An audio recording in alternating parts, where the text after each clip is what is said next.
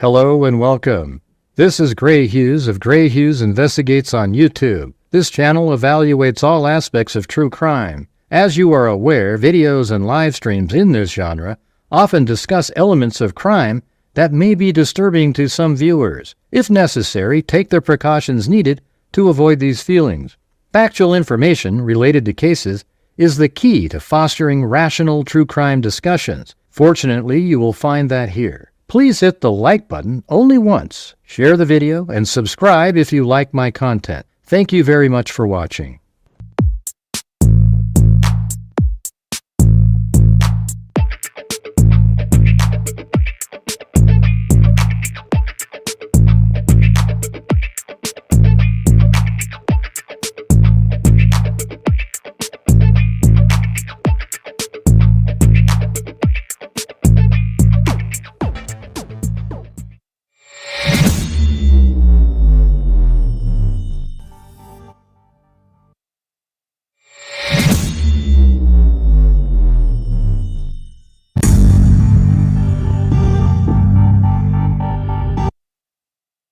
What the heck is that?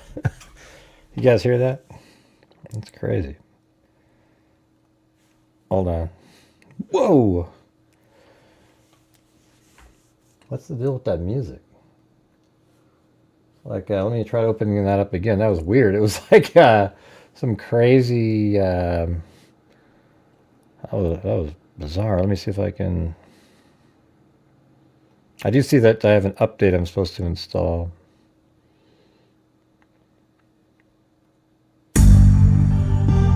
Oh, that sounds better. I don't know. That last one was weird. It was like on slow motion.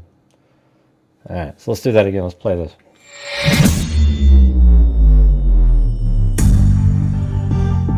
There we go.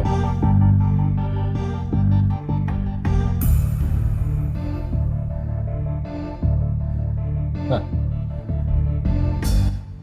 How weird is that? Jesus. Crazy. Yeah, so I just saw the, I watched the entire speech by the wife. I mean, I'm glad I wasn't live because it was made me teary-eyed, to be honest with you. You know, I'm not sure if I even want to play it again. I mean, you guys have all seen it, right? She did on Turning Point USA. She just did an entire, you know, like a 15-minute speech. I mean, if you guys want to watch it, we can, but... and I put out a different video later today that was about the, you know, it was a probable cause document, and they mentioned going into a tunnel, so I thought that was pretty cool that we actually were verified that we got that right.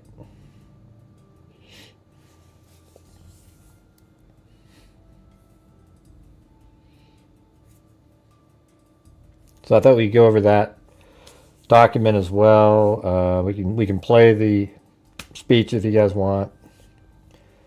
It's just I don't know. It's kind of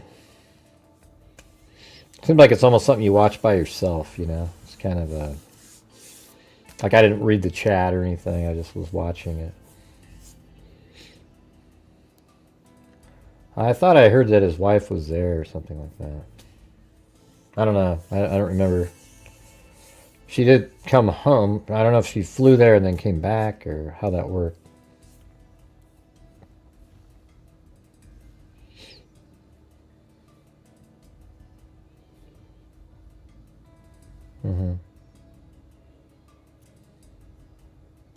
Or were they right on the stage watching him get shot? I mean, I don't know where they would have been. He was probably in a back room, but wasn't out on stage or anything.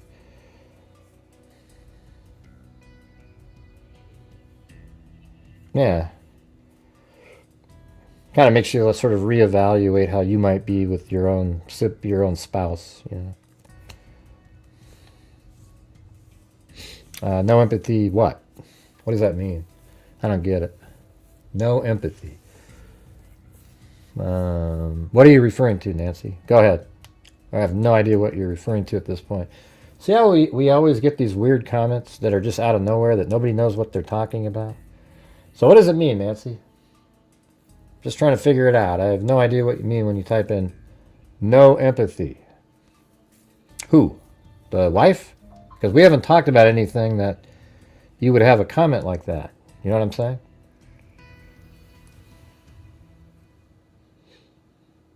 Do you have to specify who you're giving no empathy to? Yeah, I mean, I don't know what the hell you're talking about. No empathy. What are you talking about?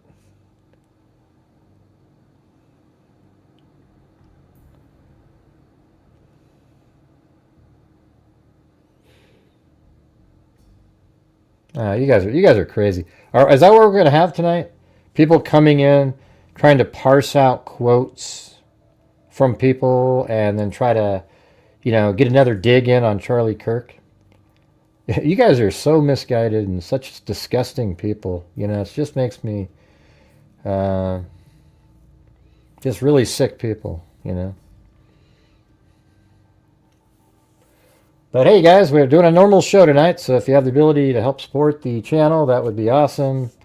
My channel relies on you guys when we're doing these shows. We're currently at 0 across the board. So if you have the ability to, that would be awesome.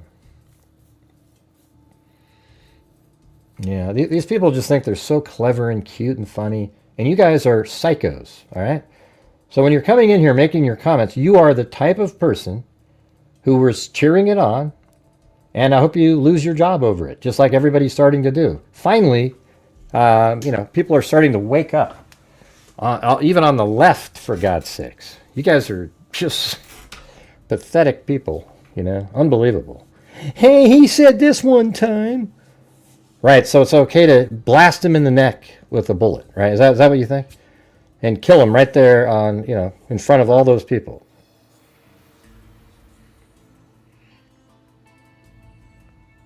What does that mean, Tim Harris? Where do you come up with these stupid comments? Hey, make him the honorary captain in the Space Force. I'm so funny and cool. Yeah. Let's see. Yeah, it's just weird in here. Yeah, I remember when that idiot during the Delphi case, he said, we're all Richard Allen. Like we all want to be a killer of 2 kids. He goes, hey, we're all Richard Allen. Because he thinks he didn't do it. What a joke, right? But the thing is this is a situation you could say we're all Charlie Kirk. Everybody is a conservative out there. Hey, Anonymous, get the hell out of here, you fool, okay? R.I.P. Charlie. So listen, whenever we do the... and look at these idiots that show up with anonymous name. Hey, I'm anonymous. Let me just say whatever the hell I want to say and try to create problems in the chat. Yeah. It's just, hey, mods, just block every one of these people that make these types of comments, okay? We don't have time for it. And let's see, Elon Musk made a tweet and said, should I remove the accounts of the people that were cheering on the death of Charlie Kirk? And I said, absolutely. Those people are not, those aren't the people that Kirk is talking about when he wants to debate with somebody. These are nut jobs that are psycho, and there's no working with these people. They are crazy. I would delete every one of those accounts immediately. All right, that he's for having a dialogue, but that's not what those people are doing. Okay, they're not doing that at all. Thank you, Eagle Stars and Stripes and K-Me and Stop Light Bandit and it's just so weird that we're still doing this again today. Try to comprehend the level of evil coming from the left, and is the mainstream left coming from the left? You've probably been there before, Katie. Left. Yeah, I mean, just think through things. Here's the thing, everybody. This case is not complicated at all. And it's not, don't overthink things and you sort of, oh my God, what happened to his gun? I think it was broken down. It might not have been broken down. You see him land on the ground and he's holding something inside the towel. What he did, I don't know. Maybe he modified the stock of it so that it could be taken off and just attached some other way. We don't know, okay? Nobody knows anything. He did have his gun. He did put it in the woods. It isn't a conspiracy. Whether or not he was communicating with somebody else, I guess that would make it a conspiracy if he was working with somebody else. But it's not like, the level that people try to claim it is. Like, oh my God, oh shit, he didn't really have a gun. So who took the gun? Where was it? How did he get the gun upstairs? How did he do? And there's all these questions, and it's like, just, it is what it is, okay? When he went up the stairs, he probably had the gun out at that point when he went up that spiral stair to the roof. Yeah, it's just, that's wild, man. The comments you get. And if I could get $1 for this comment, listen to this, you guys. And you know that video I made earlier? Whoa! Thanks, Charlotte Tenney. Wow, that was very kind. And look at that, CR again with the membership gifting. Thank you. Hey, thanks, Charlotte Tenney. Yeah, I appreciate that. Listen to this. That video that I made earlier, and thank you very much, CR and Charlotte Denny, very kind of you. Maybe in a couple days here we'll do another round of, we'll send some more money into the foundation, you know, or the Turning Point USA. I don't know if it's a foundation. Let's see though. Yeah, so the comment, you know, the video that I made earlier that was for members only, and then for some reason it took off like a rocket. At some point during the day when people realize, oh my God, look at this. So it did well, but in that video, people say, Gray, I think he was limping because he hurt his knee when he jumped. And I don't know if I could be any clearer in the video. It's like at 11:48, he's walking with a limp. Then he goes to the place, you know, the school. Then he shoots, and then he jumps off. And then you see him walking normally. So why is that so difficult, you guys? I mean, I say there was 50 comments in there, and I don't think I could make it any clearer in the video. I literally mentioned the time. I don't know, man. I think people look for something, like something they don't want. You know that phrase. What's the most common phrase by people? They always say this. Something just isn't adding up here. You know, that's what they always say. Right, that's because your brain isn't working. You know, like something isn't adding up because I just explained to you exactly when he hurt his knee. And of course, later his knee isn't hurt because that wasn't a hurt knee. You know, he's walking with a limp, right? Because he's got a gun in the back there. All the experts think that. And I don't know, maybe he had like a stock that he modified where he could just easily take off like clamps of like the part that goes by your shoulder. You know, maybe he was able to take that off. I don't know. You know, nobody knows what the hell the weapon looked like when they found it. I did watch it. Do you guys want to watch the speech? I mean, I can play it again. It's just sort of, yeah, it's kind of just difficult to watch. And I mean, go under that video and watch how I had to make a post specifically to explain that again to people, and then they still make the comment because they don't read the post. No, he may have thrown it off the. I don't know what he did with it, you guys. It's just you see it in his hand when he drops to the ground. He's picking it up. You know, I guess we could look at that again. You guys want to why don't we look at that? All right, let's try to look at this thing.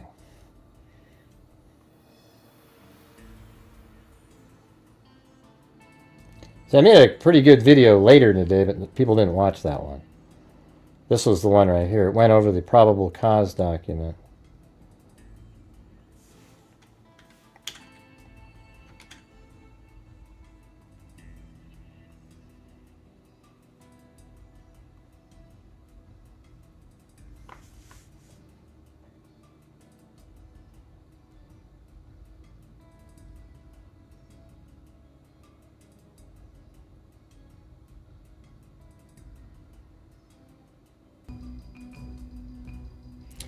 He actually still has it in his hand there.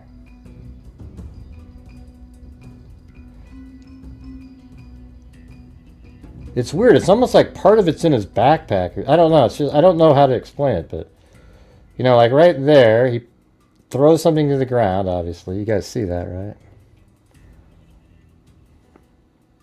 It's not going to help it. It's not going to get clearer if I zoom in. Now, this is what people like to do. Now, look at it. Can you see that? Ooh, look at that. Look at he's beating up somebody on the ground. Look at that. Ooh, look at it. 1, 2. He's punching and punching and punching. Look at that. Look at that. Look.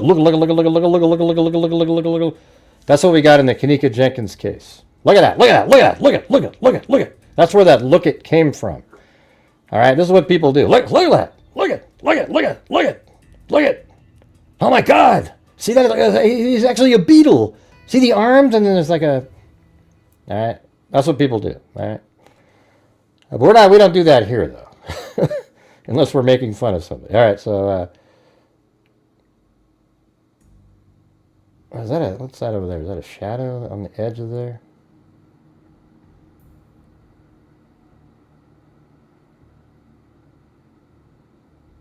Yeah, that's okay. So that's sort of interesting, right? I mean, like, this right here is actually a shadow of him holding it out in front of him. See that? And then he turns, and then he puts it over there. And then he goes down a level. So let's see, he sets it right there. And his, let's see. Looks like his left hand is on that item. And he's putting his foot down, and then it's weird. I don't know like how he's flicking it up with. He must have his right hand is pulling that over. Although it sort of seems like he's like flicking it up with the left hand still. And then he grabs it with the right hand. And then he jumps down.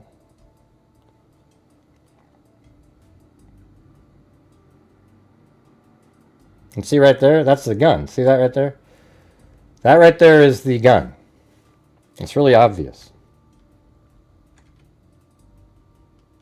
See, it's between his legs at this point. And then there's left leg, and he sort of picks it up, and then he starts running. Look at that. I mean, you can see it. He's using the blanket. See, right there, I think it's visible. Like right there, he doesn't have it under control right there. That's not his leg. That's actually the gun. And see how he flicks it up? And then he covers it up with the blanket right there. And then he takes off, and then you see it like in front of him there. See that? And he's struggling. He's like holding the blanket, and the barrel or whatever is inside that. And he's running, and he tries to put his sunglasses on, as somebody mentioned in here.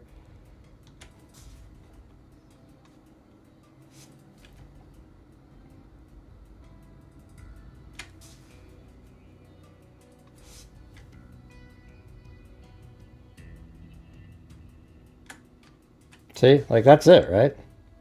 I mean, see how there's a gun there, you guys? Does anybody not see that he's holding the gun right there? That's not his arms. He doesn't have alien arms where each arm is 16 feet long, okay? You see that? Yeah, it's good to see Georgina Stoliker in here. The legend is back. Her name is, I always thought sounded like a soccer name. It's in the back of the net, Georgina Stoliker. Anyways, good to see you. All right. Okay, so anyways, you guys, look at this. We've just discovered it. It is an alien. Notice the long arm and clamps down like lobster hands. Now, look at this. We've got one pincer over here and the other one's over there. And then look how long that arm is. That is not natural. And see the head here. It looks like it could be reptilian or perhaps even from the Zeta Minor gray species. We are just not sure at this point. But look at the arm length. Unbelievable. And you can see he's about ready to pick something up with those long pincers.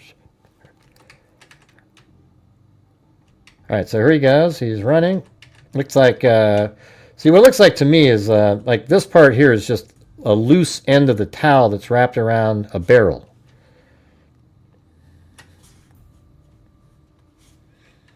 There he goes. He's running. And see, the blanket's almost completely open at this point. He's struggling. He's really struggling right now, trying to keep this thing under control. Oh my God, what is this? This is obviously a shapeshifter here. Are you kidding me? Look at this. What is that? Oh my God, a huge donut was thrown out on the street right in front of him. and then some smoke was put in this scene. Look at this right here. Does that even look like a person? What are they doing here? I'm trying to imitate these nut jobs, okay, that show up to all these videos, and every time they see something, they have these observations about, I mean, you know, that's just what happens sometimes in video. See, like, look at right here, totally weird, right? And then right there, he's normal. And then right there, it's weird. The pixel, you know, the codec or whatever the hell it is, just didn't do a good job right there. And then look at the next one. Oh, now you can see him again. So how do you do that? Ooh, look at that. Look at that. Wow. How does that just happen? That's got to be edited video, you guys. Look at this. Look at, and then look at this one. Somebody, oh my God, somebody manipulated this video in between this frame and this one. That's what the real killer looks like. A blob of dust. All right. And there he goes. That blob of dust. Oh, yeah. And so there is a solid gun, but the blanket is so loose on it that it's flopping around, right? So everybody's assigning the flopping around as that's the gun. And look at, he's struggling over here. He's like, God, I need to get this thing wrapped up in here. I'm losing it. I'm losing it. I'm losing it. I'm losing it.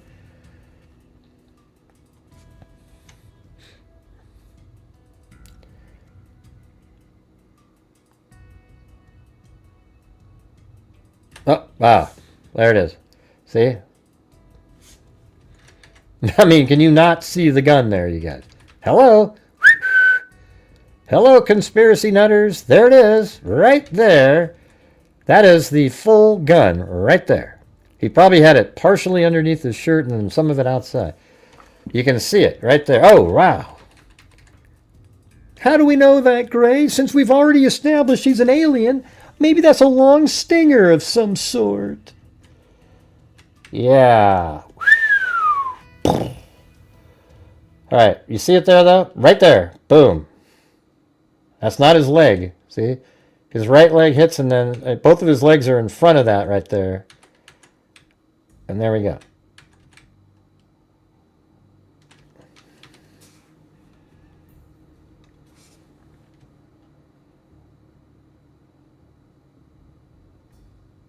And now he's trying to keep it where it's moving good with his body. Yeah. Man, this guy, he must have known what he was doing. It tricked all these other people.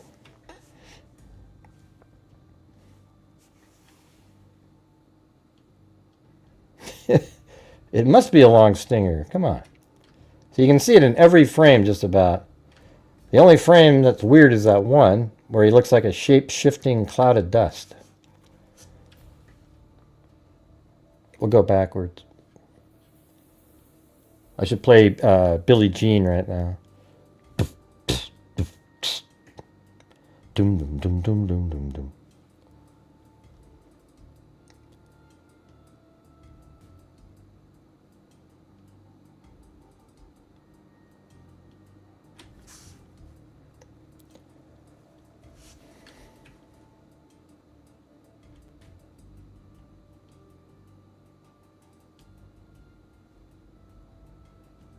It's crazy.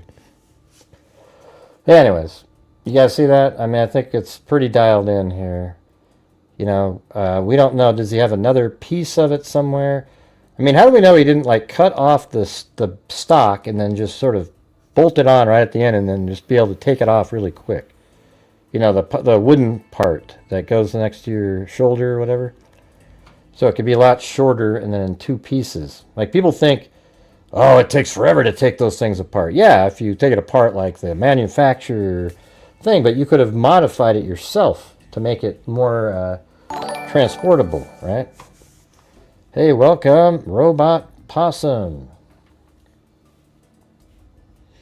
All right, you guys want to go? What do you want to do right now? Because we have the probable cause that we can go over kind of more slowly, really quick. Or I guess it's not quick if I said it was really slowly. But we could do that. Yeah, they're saying, his friends are saying he became really radically left. Now, there's other people out there that are claiming, because his parents are Republicans, so they're claiming he's part of this, like, alt-right hard right group because he wore a costume at one point. Therefore, he's in that group. And but here's the thing, you guys. That's what I was saying last night. At some point, it doesn't matter anymore when people start hearing people called racist, Nazis, worse than Hitler kind of stuff. And these people believe it. Any one of the people that are radical on the fringes, when they hear that, might go, "Wow, I should take this guy out, man." And that's what the Democrats don't seem to, the Democratic politicians don't seem to want to take accountability for. I mean, if you listen to some of the stuff that they've been saying over the last 6 months even, I mean, it's just horrendous. No wonder there isn't more of this. Yeah, so he donated to Democrats. I haven't seen anything on that, but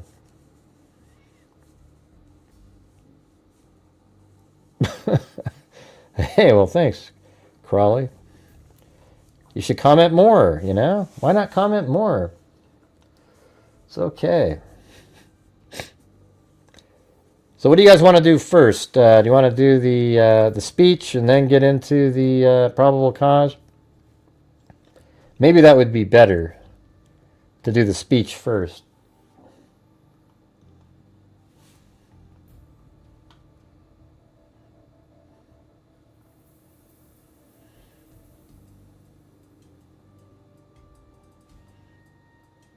Have you guys, well, how about this?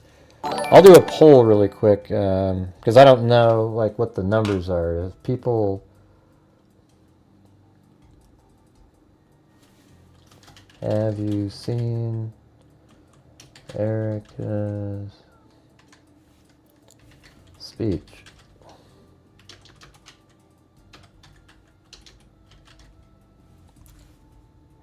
Keep saying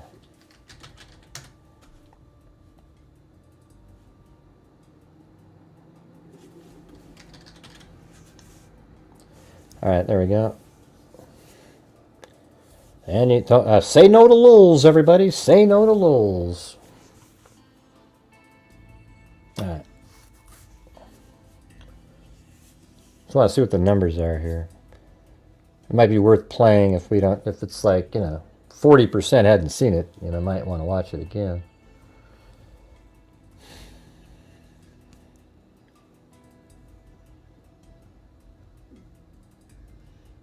Takes 30 seconds to remove backstack. Okay. Well, that's cool. So maybe that's what he did. But people said you had to put it on a vice. And go read the comments underneath my previous videos. It's just, they're just insane. People want things to be a conspiracy, so they look for things that don't seem to add up. But you know what I always notice? Everything adds up. Almost every single time, things add up. It's weird how that works. Hey, thanks, Karen Messenger. Thank you for your message of generosity, gifting 5 memberships. Very cool. His hate-filled anti-Charlie dinner conversation to the authorities before. Right. But the family, they said that they were all talking about what they don't like about him. I don't know, the whole thing just sucks. Yeah. Every time you sort of sit around and just have a private moment, you just think, here's this guy so filled with life, so excited, so happy to reach more kids and get them to feel like it's okay to believe something different than the indoctrination that has been, since 2008, has been bestowed on college students. Back then it was absolutely crazy. It was like this weird militant, right? And so now you can think rationally again. All right? Use your brain. The channel I go to for analysis. Well, thanks, Brew1. Not just the maps. That's what I always get. Sometimes I feel good and I feel offended at the same time when people go, Gray's really good with maps. And it's like, I think I'm kind of good at the whole thing, putting it together, the story, But maps are a big part of it when there's a case that has mapping available. And I started thinking, yeah. So you're sitting around and you're just sort of by yourself and you're just thinking, there's this guy, he's full of life, he's sitting there, he just wants to tell kids that it's okay again to, think for yourself and, let's get back to family values, which is really something that's lacking so tremendously in this country. I mean, it's so shitty. I mean, it's unbelievable. People go on dates, they use their cell phones at every turn, like they're standing next to somebody and they're texting. I mean, let's get back to where people actually communicate again. And, he's just sitting there and he's just answering similar questions as he's always answered. And then right in the middle of that, there's this boom, and he just absolutely gets killed instantly with a shot to the neck. And he just, it's very disturbing. I hope the wife never saw that. Trump says he's never didn't watch the video. I can understand, somebody that was shot at and they hit his ear, he might not want to look at that, to have that visual. He sort of wanted to remember Charlie, because that does suck, I got to tell you, I think this is sort of normal, but when you look at a picture of Charlie Kirk now, you look at a video, your mind goes directly to, man, I saw that neck that I see right now get shot. I mean, it's a sucky thing, and I think that's one of the reasons people out there don't want to see their family members' pictures strewn about on the internet after they get killed. Right? So every time you look at Charlie Kirk now, it's sort of like that flashes in your mind for a moment. And I don't really want it to be like that.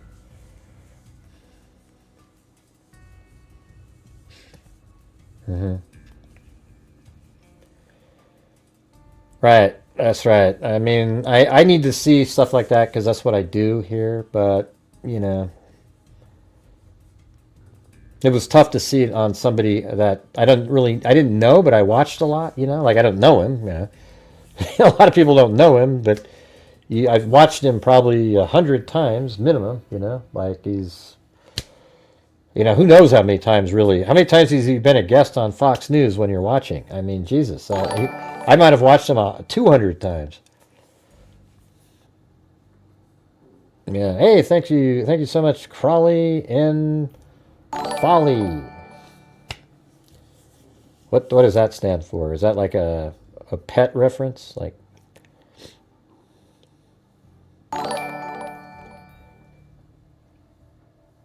no, he was the president. You said no JFK was a president.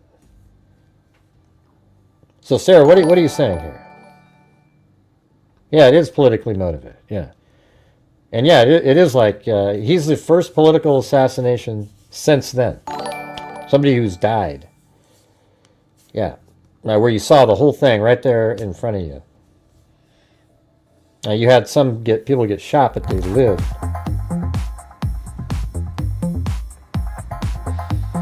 I don't think it's respect. That's out of respect not to watch it. That doesn't. I would never watch has that nothing to do out with of anything. respect. It's not disrespectful to watch it. It's just after you see it, you're probably like, man, I wish I didn't see it. It's not disrespectful to watch something like that. I don't agree with that. I seen it, but I was not trying to. Yeah, and then there's these people that make these really slow-mo versions. It's like, what's the point of that? I don't get it. There's nothing, you don't need to make it slow-mo. He got shot in the neck, and that's it. We don't need to see. Yeah, well, it is compared to JFK. Yeah. Yeah, it's very similar. Right. Yeah, this is like JFK was a young guy. Obviously, sure, it was president, but in the conservative Republican movement, Charlie Kirk was one of the biggest voices that there was, and absolutely beloved by, I don't know if it's millions, but hundreds of thousands of kids, young, youthful, young college students. Okay, so I think we can say that it's, obviously it's not a president, but It's right there. It makes feels horrendous. As a matter of fact, when I saw that, I had the same gut punch feeling. Not quite as bad, but when Trump was shot at, I was almost panicky. Like, what the hell's happening? I thought he got hit because he went to the ground. Yeah. Yeah, like Robert Kennedy, that's probably a pretty good example. He wasn't president yet. He was somebody running for president. And that wasn't even, I mean, it was, I guess they showed the clips later because it was kind of in a kitchen area with, who was that? Sirhan or something. Let's see, over 4 million subscribers to his channel. Yeah, that's a lot. Candace Owen did a pretty good job. I give her credit for that. I hope it wakes her up. I hope she gets the hell off of the bullshit she's been doing. She's been an absolute embarrassment for like 6 months straight. I mean, even like Zozo used to love watching Candace Owens. She's from Australia. Zozo is, right? And then she just said, oh man, I quit watching her after she said, she just went off the deep end. Candace Owens did. But she had a pretty good live on that.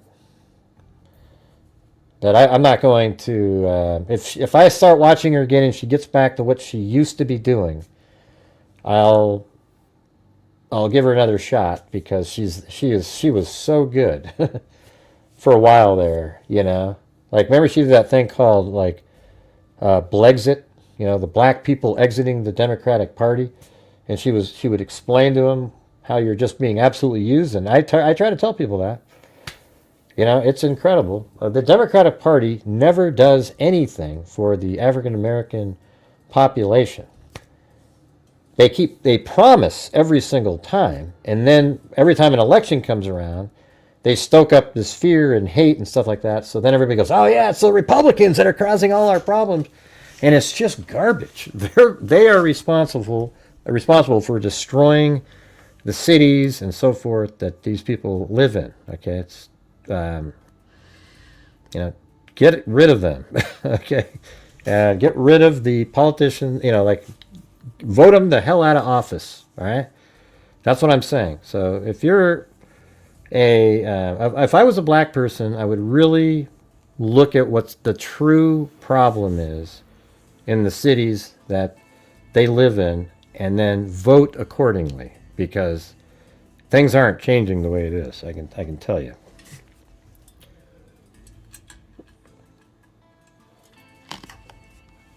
Yeah, that's about right. About 6 months ago, I was watching. She started going all this conspiracy stuff, looking into Kamala Harris's family and stuff, and just got way overboard. And then she started doing Harvey Weinstein stuff, like he's so great and everything. And I don't know.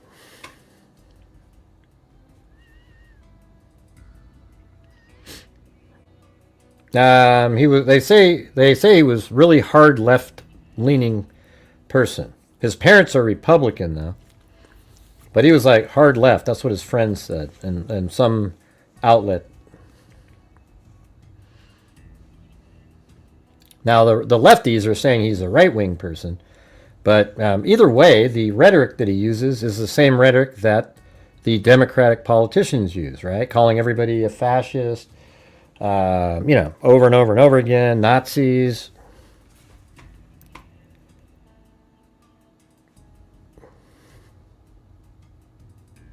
What's the lawsuit? Oh yeah, with the French president, right? Right. She thinks that Macron's wife is a guy. I mean, why is she wasting her time on this stupid stuff? I bet you Charlie Kirk was embarrassed of Candace Owens in the last 6 months. I bet you he was absolutely embarrassed of her behavior. Because she's so far off of any message that would help anything at all. But boy, it sure sells, you guys. It sure sells.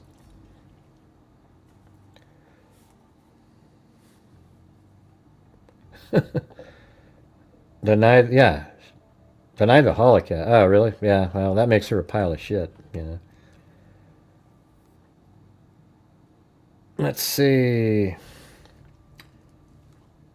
The most dangerous leftist was raised conservative. Oh, yeah? That must be Hitler, right? I don't know. You've been lied to about no empathy comment. Finished watching the whole comment. He said he prefers sympathy instead. Yeah, are you talking to me? I haven't been lied to about anything. I'm not even, like, if anybody's in there making those comments, I know it's bull crap. That's the thing. He said he prefers sympathy over empathy. Yeah. I mean, empathy means, well, see, you can be empathetic if you actually have gone through something somebody's gone through, because you would feel like they did.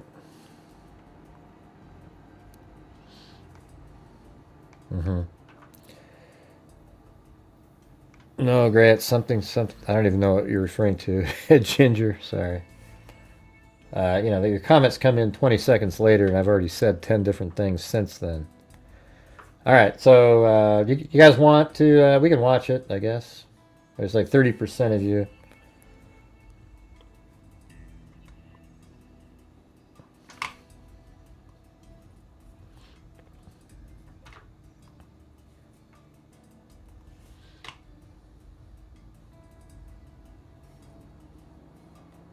Hold on. Charlie Kirk is my husband. Good evening. My name is Erica Kirk. Charlie Kirk is my husband. I first want to thank the local, state, and federal law enforcement who worked tirelessly to capture my husband's assassin so that he can be brought to justice. I want to thank the first responders who struggled heroically to save Charles's life. And the police. I think she was there, right? Like that's why she can say it that way. Who acted bravely to make sure that there were no other victims on that terrible afternoon. I want to thank the officers who have protected our Turning Point USA family these past 2 days. And I want to thank the Turning Point USA board, the COO, Justin Strife, and my husband's chief of staff, the amazing Mikey McCoy, for all their work in these terrible days to be the stability for our family and for the wider Turning Point USA family as well.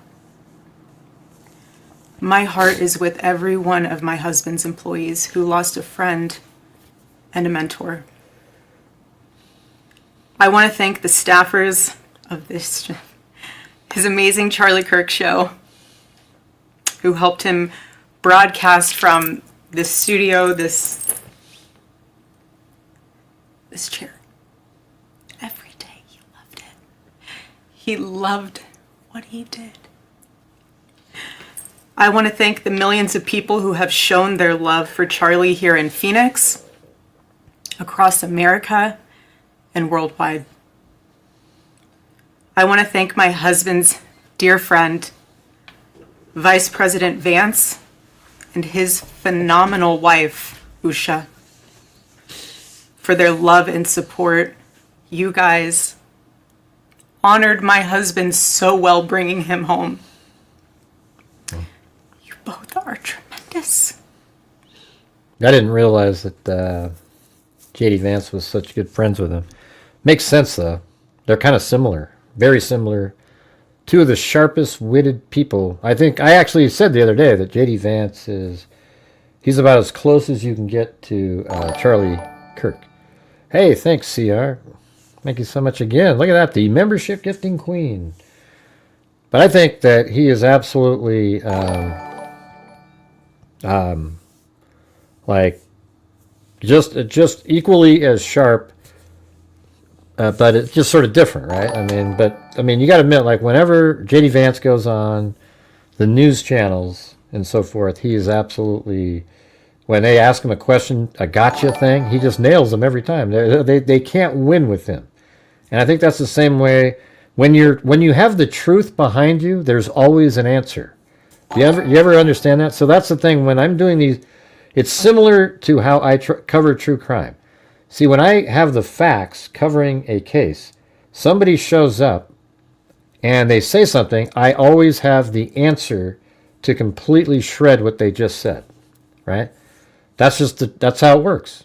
So when you have the truth on your side, you don't have to sort of look to try to, manipulate around and navigate. You just say what the answer is, and then that's it.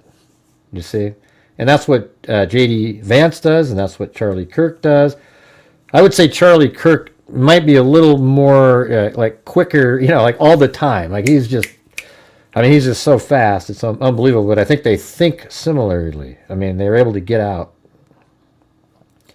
underneath a false accusation. They can just destroy it. I want to thank President Trump and his incredible family for the same. Mr. President, this made me sad here. My husband loved you. You can tell how real that is.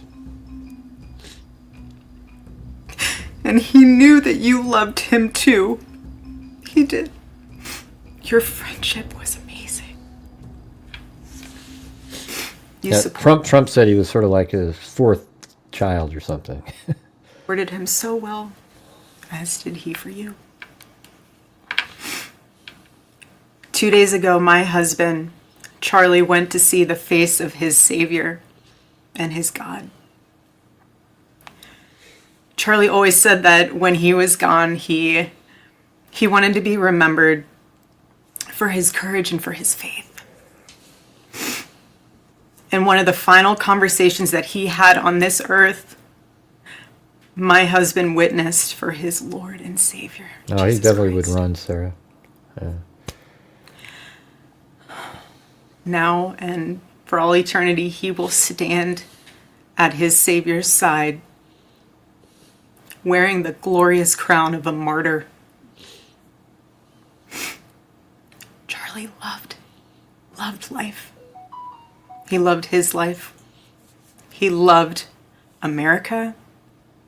He loved nature, which helped him always bring him closer to God. Yeah. Yeah, but see, when people say stuff like, I didn't like everything Kirk said, but this is nuts, seeing people happy. Yeah, that is nuts, right? I always wish people would say, what are the things that he said that you didn't like?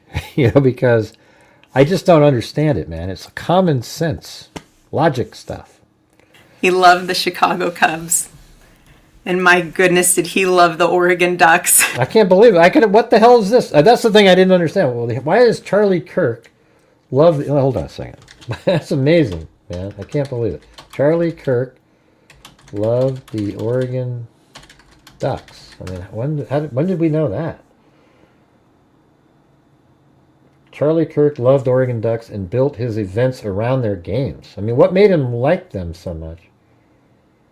He made an appearance at Oregon State University. Let's see. Last year, the day before the Ducks defeated the Buckeyes. I didn't talk about politics. We talked about college football. Let me just read this really quick. I just thought that was amazing. I didn't talk much about politics with Charlie Kirk. We talked about college football. Outkick founder.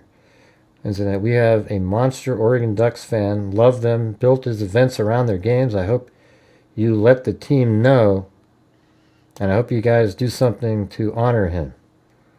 I didn't talk much about... but the problem is Oregon's the most liberal freaking... they have a hard time even mentioning that.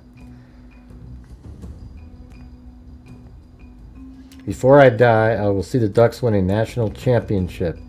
Till then, I keep waiting. Go Ducks. Charlie Kirk. January 13th, 2015. Man, that was a long... But what made him like the Ducks, though? I mean, I get it, like liking him, but did he have some sort of affiliation there? I went to University of Oregon for 2 years. Graduated Oregon State. Want me to say go Ducks. So that's crazy. Since they play on Saturday. That's wild, man. So go Ducks. But most of all, Charlie loved his children. And he loved me with all of his heart. And I knew that. Every day I knew that. He made sure I knew that every day. Every day he would ask me, how can I serve you better?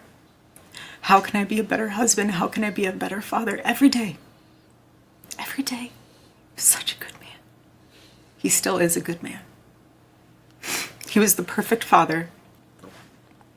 He was the perfect husband.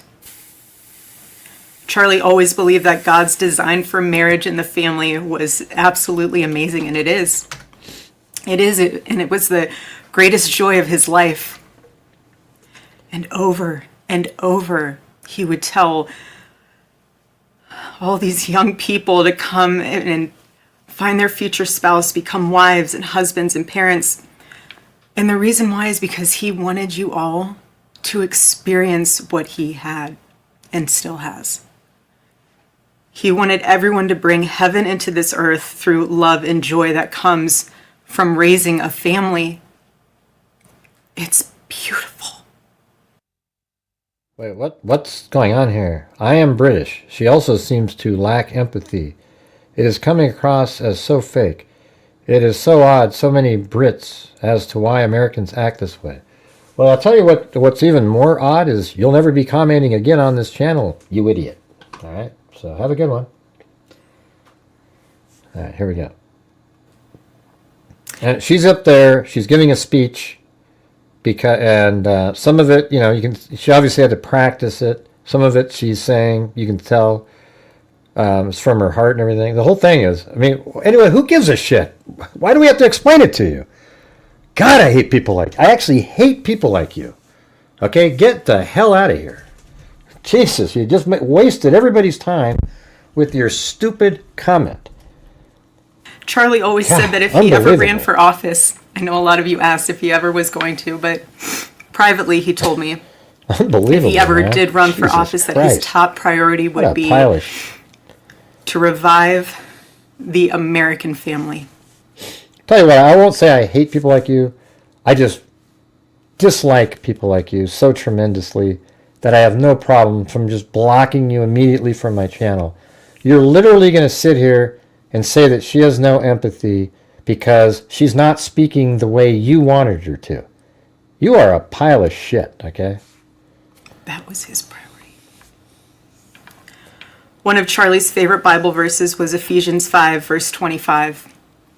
I'm mad. You must have missed the comment there, Kevlin45. Did you miss the comment, Kevlin45? Did you miss it?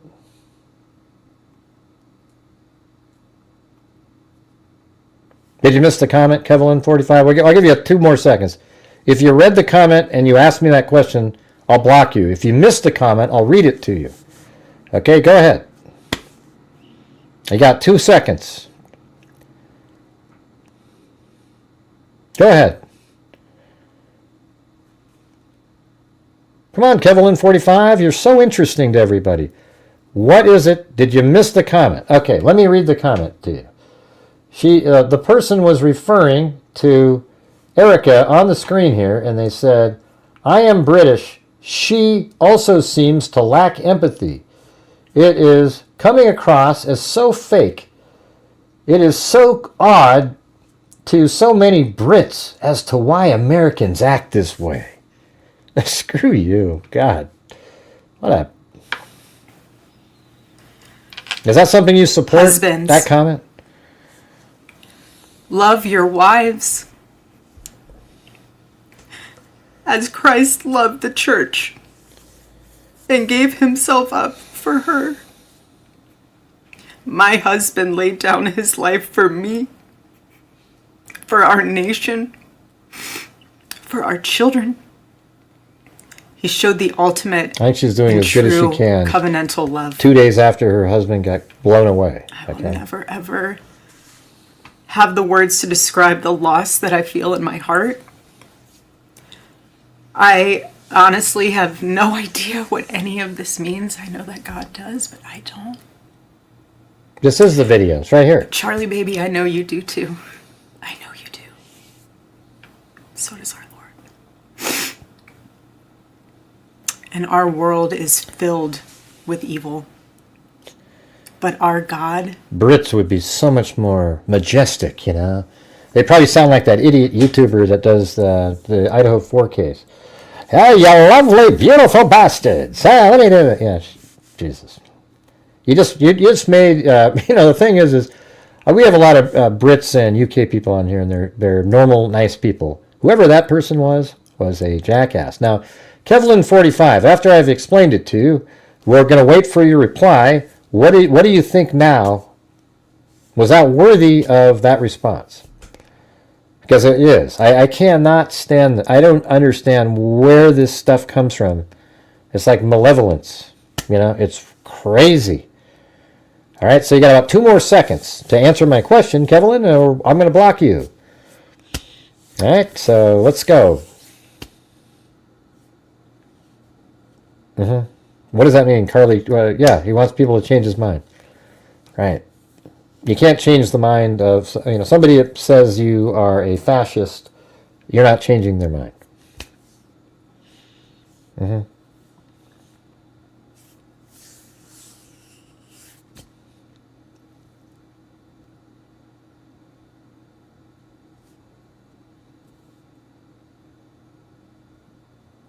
I'm not sure who you're talking about, VP40. All right. You guys, our God is so good. Okay, well, now I want you. You didn't respond, Kevlin. I asked you. Now that you heard what was said, what do you think of that? So incredibly good. And we know that for those who love God, all things work together for good, for those who are called according to his purpose. Oh, you lost your brother. Hey, sorry about that, VP40. Yeah, I mean, when my brother died, I was able to speak and stuff, but you're just sort of a drone, I would cry when I was by myself, but in front of people I was like a robot, just sort of staring blankly. Already I have seen the worldwide outpouring of love for my husband. I've heard the testimonies from people my husband inspired to get married, to start families, to seek out a relationship. Hold on a second, I'll pause. Thanks, brown-eyed girl. Now I'll turn this off.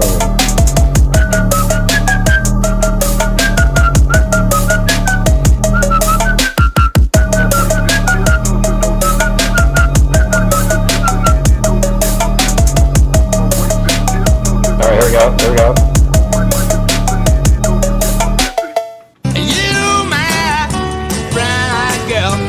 There you go. Hasn't really set in yet. That is real. Heart suit emoji. She is so strong for being able to speak to the world. I totally agree. And guess what? There's 17 different countries that have these vigils going on.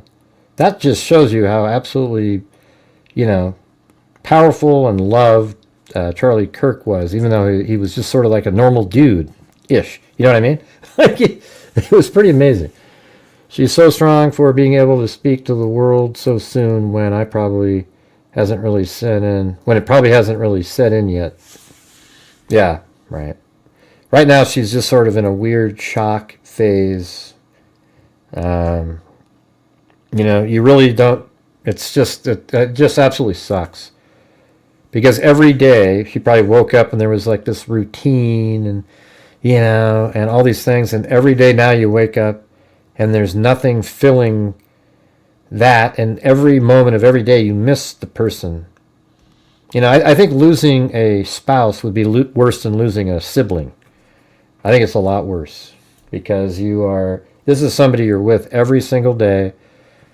You love them. Your siblings are similar. Like you have a sibling and you see them, but you don't see them every single day. They're not part of your every second of your life, every single day, making plans, doing, having kids together, doing different things.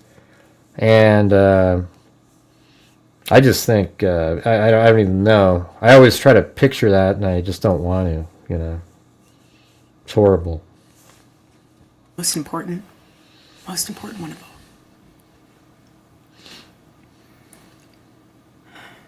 The evildoers. I know. It sucks, Bruce. I mean, responsible for my husband's assassination have no idea what they have done. They killed Charlie because he preached a message of patriotism, faith, and of God's merciful love. But they should all know this. If you thought that my husband's mission was powerful before, you have no idea. You have no idea what you just have unleashed across this entire country and this world. You have no idea. You have no idea the fire that you have ignited within this wife. Yeah, that's right, The cries of this widow will echo around the world like a battle cry.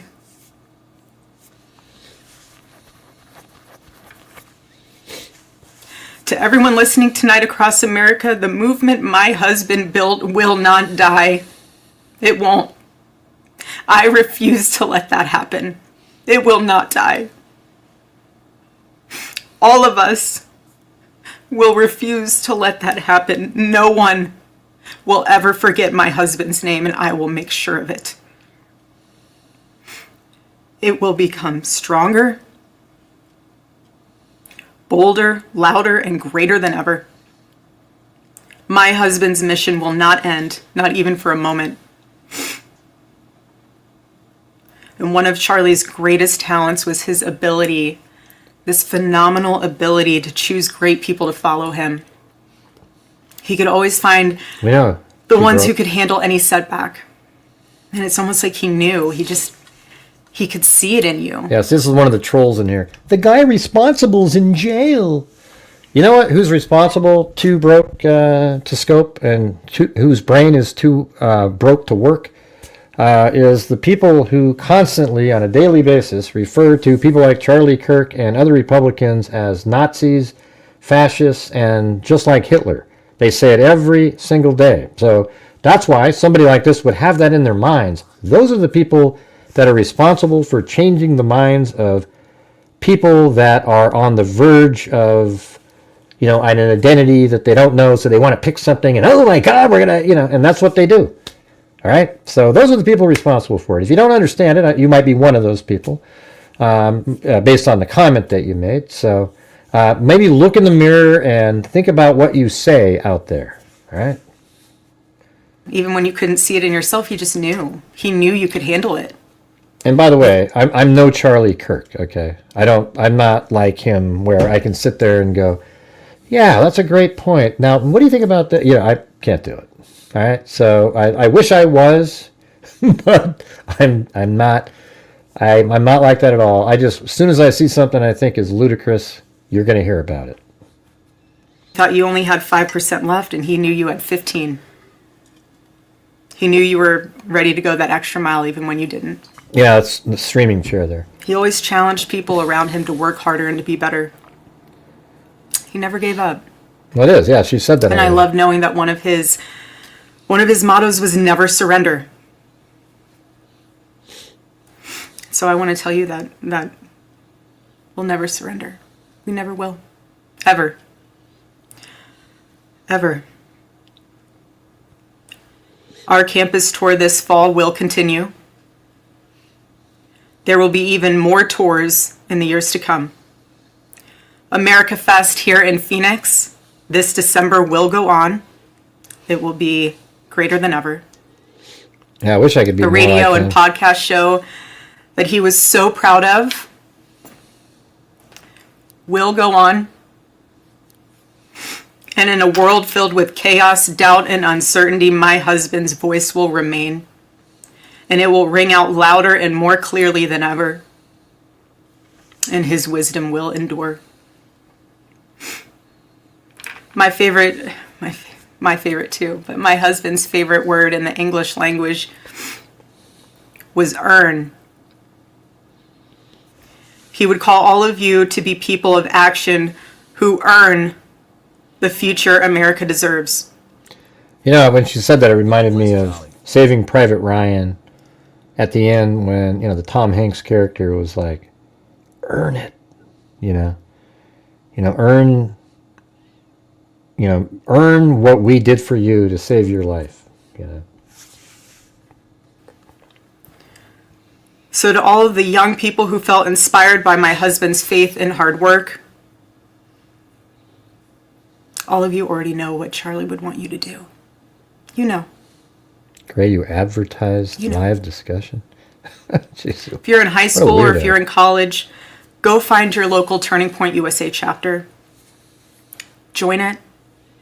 Stay involved. He wants you to make a difference. And you can. You can. The movement's not going anywhere, and it will only grow stronger when you join it. If there isn't a chapter, you can't find one, then start one. There is no excuse. You can start one. And as my husband used to say in this room, every single day, if you want to get involved, the best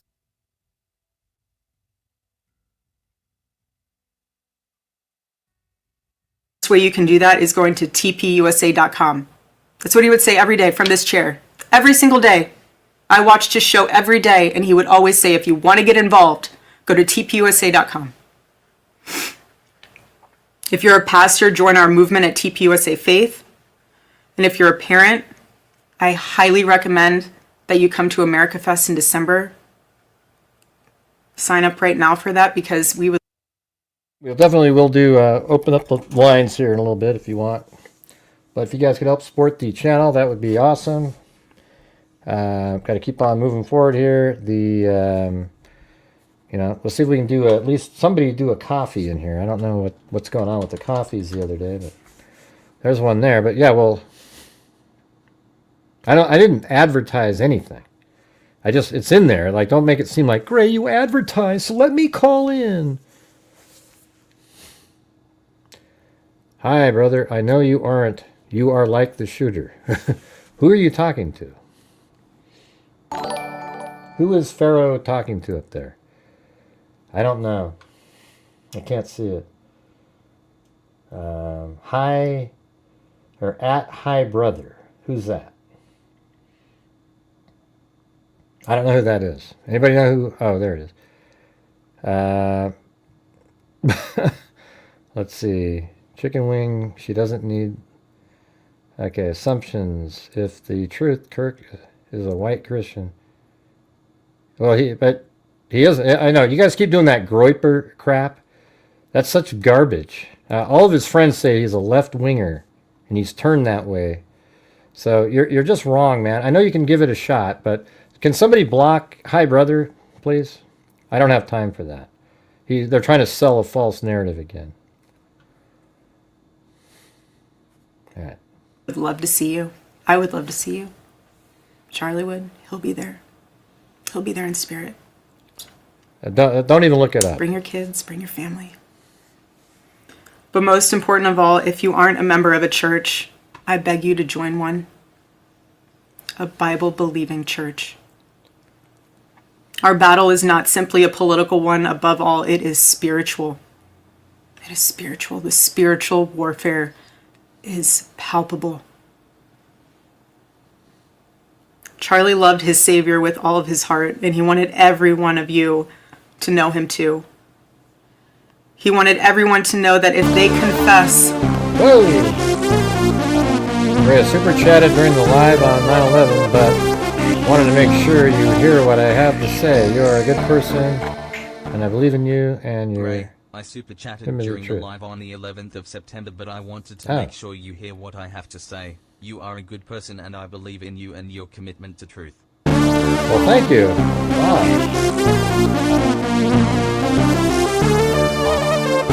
You didn't do another one, did you? You did two of them, or is that an accident? Gray, I super chatted during the live. Wait, you didn't do two on accident, did you? I wanted to make sure you hear what I have to say. Oh, you are a good person, and I believe in you and your commitment to truth. Did you mean to do two of those? I don't know what... they say the same thing. It almost seems like a... Well, thank you. I don't know. Tell me if you meant to do two of them. Seema. Oh, maybe that was an accident. Okay, well, how come... Oh, I don't know. Let me know if you need it back. Of course, now they've taken 30% of that, but... Are you sure? Well, let me know, okay? Like, if it creates an issue for you. All right, well, thank you. That's doubly kind. Appreciate that. It was weird how it did it 2 in a row, like the same words, you know. But thank you for the nice words, too. Oh, well, thank you. Love you, too. Love you, too. If they confess the Lord Jesus Christ who rose from the dead, then they will be saved. Oh, you're also Kamari Azad. Okay, I was actually wondering about that. That crossed my mind. Hear me when I say this, nobody is ever too young to know the gospel. Nobody. Nobody is ever too young to get involved with saving this beautiful country. This country my husband loved and still loves. And nobody is ever too old either. There's no age limit. I know my husband is still here. He's watching over us. I don't remember the last time I slept. So Seema Kamari Azad, is that it? I couldn't sleep last night. And Charlie, baby. Charlie, I promise I will never let your legacy die, baby. I won't. I promise. I'll make Turning Point USA the biggest thing that this nation has ever seen. That'd be pretty sweet. But I promise. The thing is I think what needs to happen is everybody needs to kind of mellow out and then go. I mean, because the thing is like Charlie Kirk's approach is like, you know, happy-go-lucky, friendly sort of. Not you're wrong. Listen to this, ding, ding, ding, ding, ding, ding, and he lets people speak and everything like that. You can't win people over if you're in what they do. I mean, you know, it's the way. That's how it is in all life. I'm old now, okay, but like these people, when you're talking to a bunch of these kids, you've got to be, you know, like sort of friendly, and they're just like arguing with you, and there's no pressure, you know, like they're the only one with pressure because they're trying to get their questions and try to debate you, and then you just debate them back, and your logic wins them over, and that's about it. But if you start, you know, like I don't know if, like right now, if she went out I mean, it would be beneficial, like if she was out there because everybody would love her, but you couldn't do the same thing. Like you wouldn't be able to have debates and stuff right now. Like she could talk and then somebody else would have to do. I don't know. It's kind of a weird thing because Charlie Kirk was one of a kind. He isn't. He's not a replaceable person. You can find some other, you know, maybe somebody that's similar and, you know, it can kind of work and everything. But, you know, I was just watching TV tonight and a lot of people were saying stuff like, you know, like even Jesse, you know, his daughter was like, hey, can I get a picture with Charlie? Like everybody liked Charlie Kirk, you know. He was like a star. Oh, Charlie, I love you. I love you, baby. Rest in the arms of our Lord as he blankets you with the words I know your heart always strived to hear. Well done, my good and faithful servant. Yeah, Shapiro can't do it. He gets sort of upset. When I got home last night, Gigi, our daughter, just ran into my arms.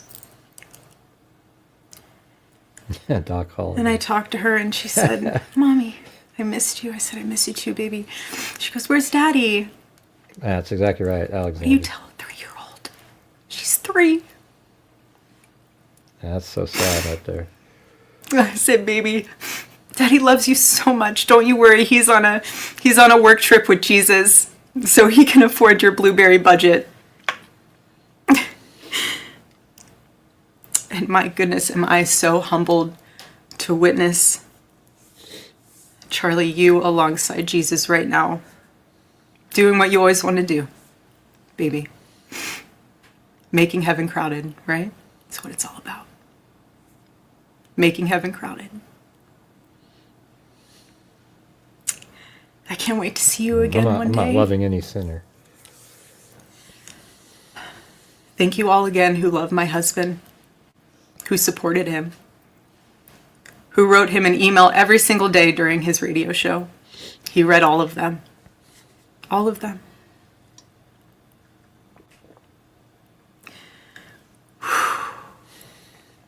God bless you all. He wouldn't be good, Dominus. And may God No bless way. America. I watch him. He's not the same. He's not nowhere near what Kirk is. Yeah. So, anyways, there it is. I don't think I don't think Officer Tatum fits that mold whatsoever. You know, the closest you could get would be somebody like J.D. Vance, you know, kind of a happy guy. But, you know, he's obviously the vice president, so he's not doing that. Maybe they'll find another young person out there that's like how Charlie Kirk was 10 years ago. It's kind of interesting if you go listen to Candace Owens, how it all started. They were just kind of hanging out, and he had an idea of starting Turning Point, and him and Candace for 2 years went all around the country talking to all these people, and that's when she was good. Candace Owens has turned into garbage.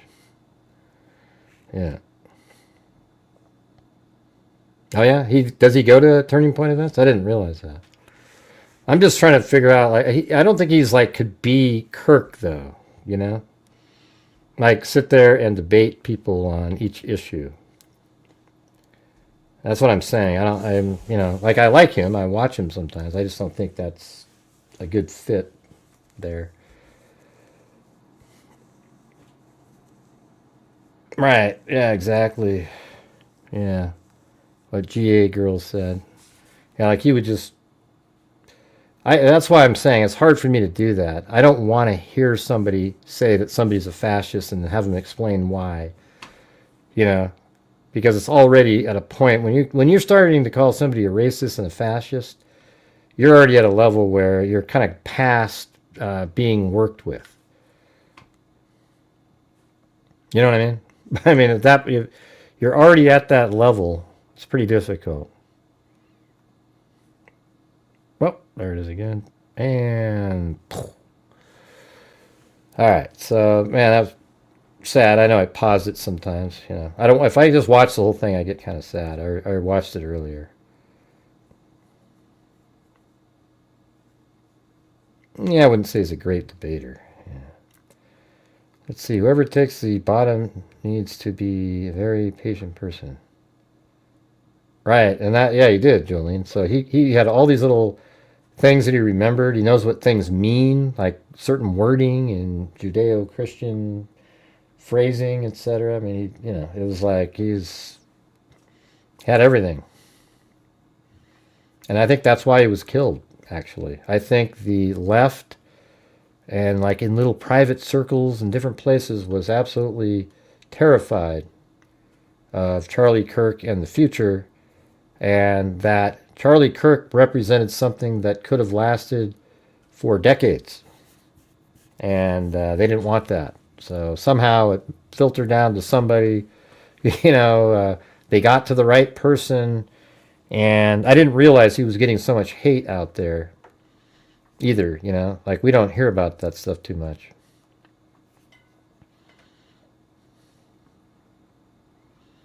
Yeah, he was a huge threat, and that's why they're cheering so much. I just don't even understand any of that. All the cheering and people that are happy. I mean, what a disgusting... I tell you, there's Democrats I just hate. I can't stand them. Like Chuck Schumer, Nancy Pelosi, all those guys. If somebody killed them, I'd be pissed off that somebody killed them. You know what I mean? I wouldn't go, oh, hey, that's awesome. I mean, what a bunch of sick people, you don't resort to violence. That's always the first people. Great, I could kick your ass. Okay, well, I don't care, I'm sorry that you lost the debate. I proved you wrong, but no, they've already switched him over to doing his fall tour. Okay. All right, let's see. Okay, let's see how Tatum does. I think it would be amazing if somebody like that switched over and he has the same effect, and actually he could have a double effect if he could somehow have the same impact on young people, but then also start moving the needle for the, like the black population who has been sort of under this crazy democratic philosophy that's not helped them one bit for decades. Maybe that would be a cool thing,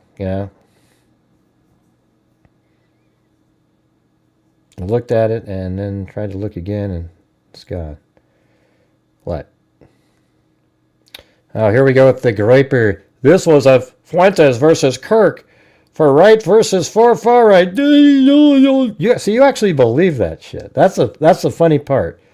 Human rights first. You're a absolute moron. Okay. All right. Let's see. Ben. Yeah, he wore a costume one time. Give me a break. Hey, look at it's dubious. How's it going, man? You can't see dubious. They're over on Kick.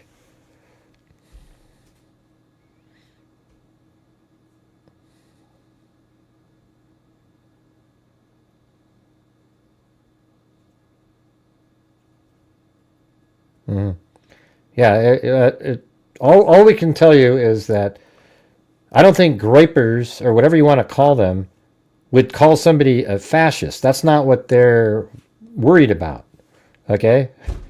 See, he got those terms from the media and, like the politicians who use those terms all the time.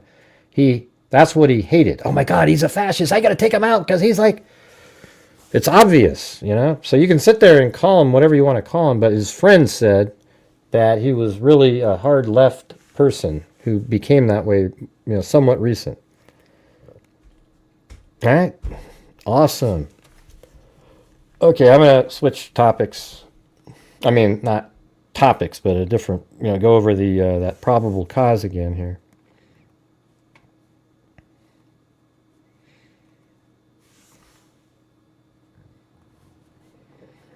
All right, guys, if you didn't see that second video, a lot of people didn't see it. I can tell.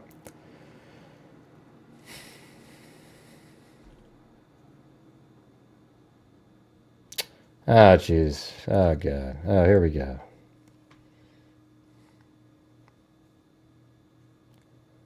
Ding, ding, ding, ding. Yes, it's great, but so is Australia. I think our countries are equally the greatest. Okay. Well, they weren't really asking, for like a, our country is the one that goes out and protects the world when there's a problem, et cetera, Sure. I mean, obviously, if you live in a country, you're going to say, hey, my country's the greatest too. I mean, why wouldn't you say that?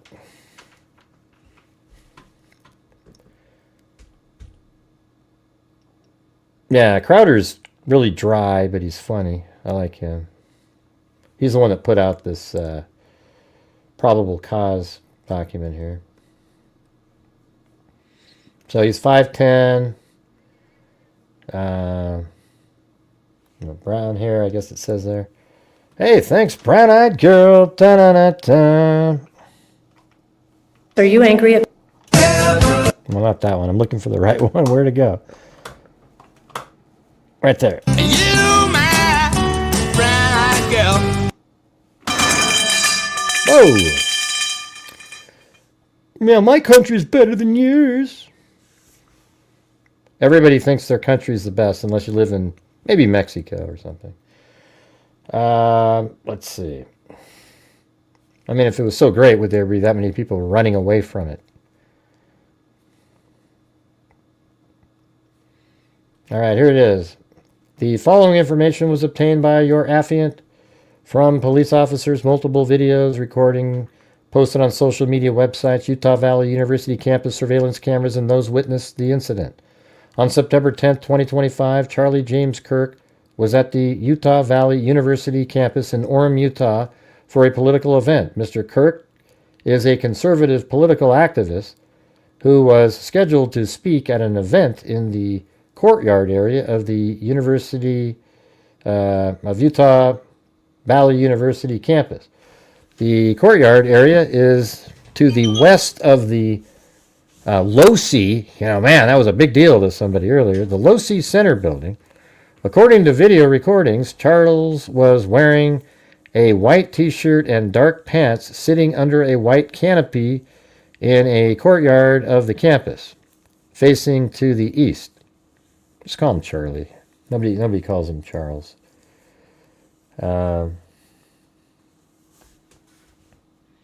Behind the canopy was a walkway used for access to various parts of the university, which isn't really, that doesn't mean anything in that part.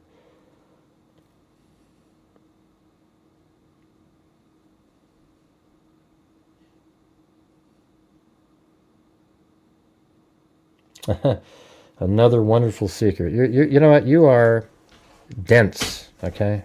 And you'll know that in a few weeks when, or probably within a week or two, when the actual answer comes out, right? All right. Let's see. So Charles was holding a microphone and speaking to a crowd. While speaking into the microphone, a loud gunshot was heard at approximately 12:23, and Charles appeared to have been hit in the neck. Blood was seen coming out of the left side of his neck as he fell over to his left. Charles was transported to the Tim Panagos Regional Hospital in Orem. Charles was pronounced deceased at the hospital. Investigators reviewed the Utah Valley University surveillance cameras. While reviewing the surveillance cameras, investigators observed an individual on the rooftop of the Losi Center building on the UVU campus at the time of the shooting. Hereafter, the unidentified individual will be referred to as suspect.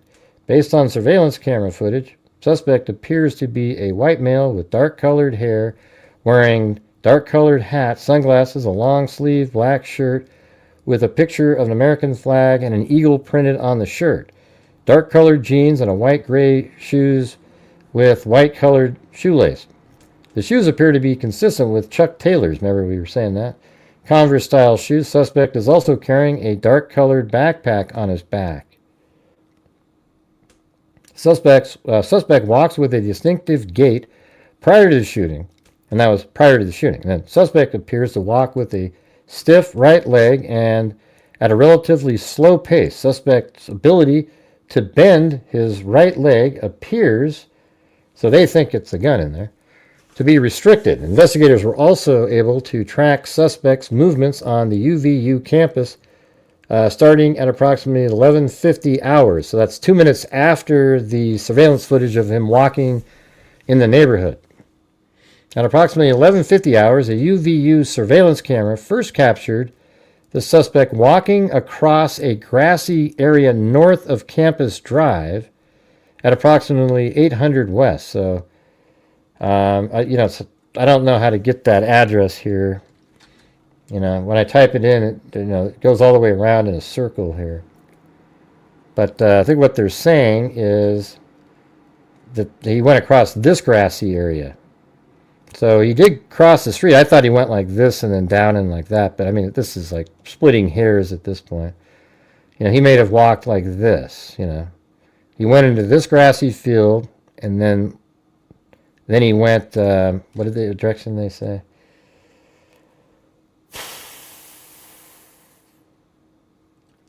Where is it? Entered the Losi building, it said, eventually put what appeared, I think we're up here. Yeah, so he went across the grassy area north of Campus Drive. Suspect walked south through the parking lot and approached a pedestrian tunnel. Now I got to revisit this. He walked south through the parking lot. So maybe it was like here, I mean, that's how I originally had it. I don't know. But maybe he walks through this field, kind of like this, and then walks south through. Yeah, it's weird how they word that, though. Let's see. Suspect was across a grassy area north of Campus Drive at approximately 800 West. Suspect walked south through the parking lot and approached a pedestrian tunnel that runs underneath Campus Drive. So that's when I went, hey, you guys, we got it right. A pedestrian tunnel, and that's exactly what that is right there. Come on.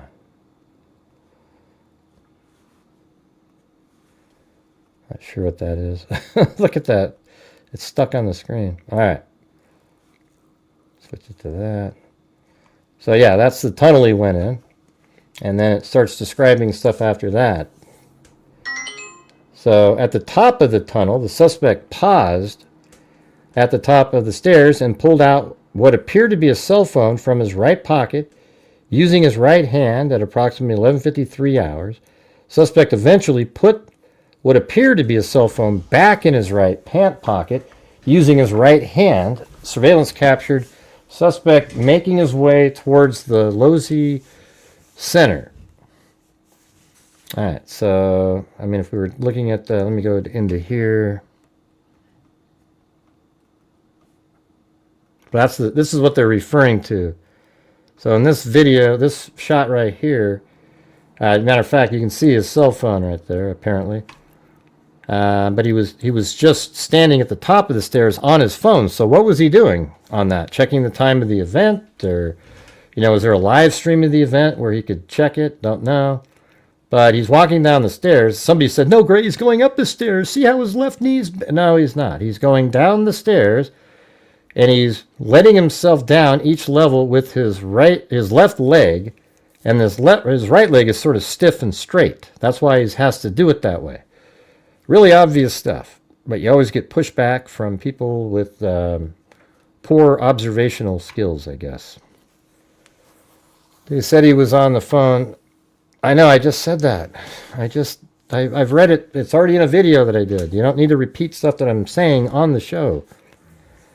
Hey, welcome, Kelly Snyder. Suspect walked to a short concrete wall. No, let's go back up here. We're right here. So at approximately 12:02 hours, suspect was recorded walking on the north side of Losey Center building.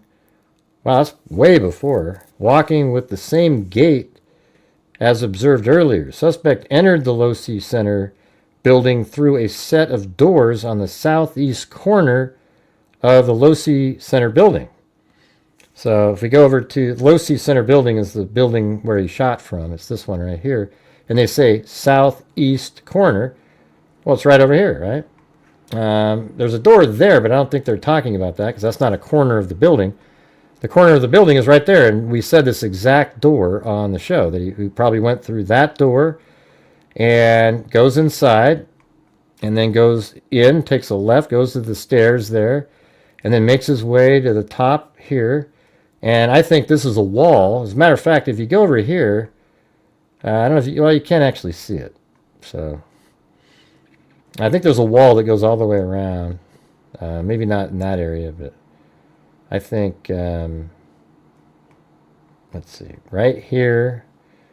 See how you can, it looks like a wall, but it's not picking it up in 3D. It got this one, but not there. But I think this is a wall, and it kind of keeps you in this area here. And there's like a rail that goes along this side. But you can step over this wall, see that, and be on the roof area. And I think that's exactly what he did, because you can see it right here.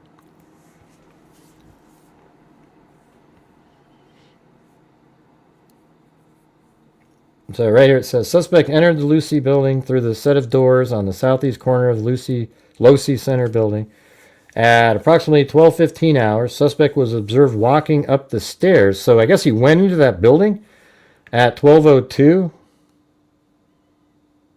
Oh, wait, hold on a second. Let me read this again. At approximately 12:02 hours, suspect was recorded walking on the north side of the Losey Center building. Interesting. Okay, yeah, so he was walking here. So somehow, I don't know why he went into that tunnel. So maybe he came up somewhere, but he went into that tunnel, and he's walking in this area at 12:02. Then he goes into the door, and then he makes his way up to the roof. So he must have hung out inside this building for a little bit.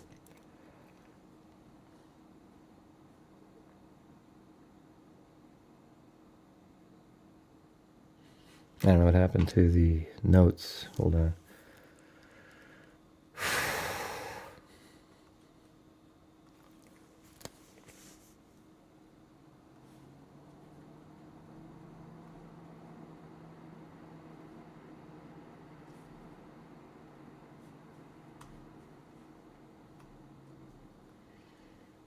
Okay, and then it says approximately 12:15, the suspect was observed walking up the stairs that lead to the common area adjacent to the Losi Center building.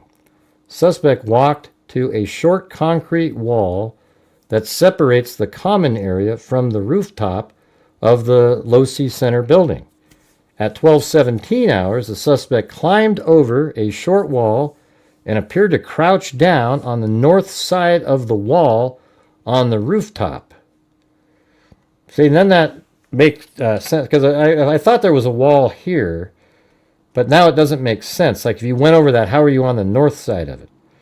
So what makes sense, though, is he went over this wall, and that's actually a really decent hiding spot. I mean, look at, if you're crouched down there, people behind you can't see you, people to the left can't see you, and nobody in front of you can see you. I mean, it's like a perfect spot. And then, let's see, at 12:17, suspect climbed over the short wall and appeared to crouch down on the north side of the wall. And then at 12:22 hours, the suspect stood up and started running across the rooftop of the Losi Center building. And the notable limp from previous surveillance was absent, so now he's got the gun in his hand. Suspect ran to the west side of the rooftop and appeared to scoot along the rooftop area as he got closer to the edge of the rooftop. All right, so now we know that he was crouched down over here, and then he ran over here like this, and then he went over here, and then from this position he was too far to the right, so he started scooting over, just like we showed on the show, and he was right here, and this is where he fired, and I think that's next on here. At approximately 12:22, suspect laid down in a position consistent with a prone shooting position near the edge of the rooftop and appeared to be facing west in the direction of the courtyard area. The rooftop of the Losi Center building overlooks the courtyard area where the event featuring Charlie Kirk was taking place. The Losi Center building is east of the courtyard area. At approximately 12:23, Charlie Kirk was shot. At approximately 12:23 hours, right after he shot, he got right up. Surveillance shows that the suspect stood up suddenly from the edge of the rooftop and sprinted north on the rooftop of the Losi Center building. Suspect ran to the northeast corner of the Losi Center building and approached the edge of the rooftop. Suspect placed a dark-colored item, we saw this at the beginning of the show, on the rooftop and proceeded to lower himself off the rooftop. Suspect dropped off the rooftop onto the grass below. The suspect ran north near the parking lot to the east of Losi Center. At approximately 12:24 hours, suspect ran north across the campus drive road. Suspect appeared to be carrying an item whose identity is not clear from the surveillance. The area to the north of Campus Drive road where suspect crossed over consists of a grassy area with trees on the edge of UVU campus. Investigators discovered a bolt-action rifle wrapped in a dark-colored towel. That's exactly what he was holding it with. The rifle was determined to be a Mauser Model 98 30-06 caliber bolt-action rifle. And he even told his friend that he put it there, and it was the dump site, he said.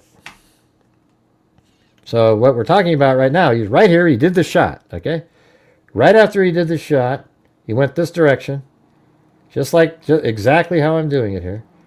Ran over here like this, set something down, then lowered himself onto this ledge right there, grabbed that item, dropped to the ground right there.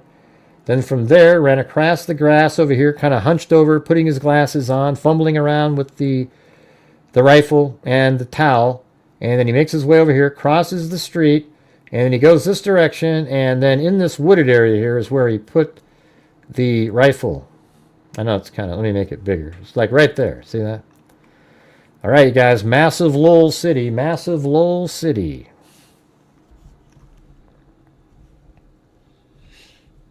Let's see.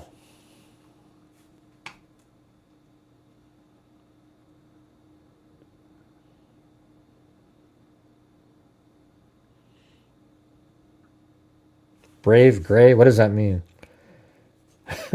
Anyways, right there is where the rifle was. And then from there, we see him returning back to this area. We don't know exactly how he navigated through here. But he made it to right there, and then he runs this direction. Now, somebody said maybe he parked his car right there.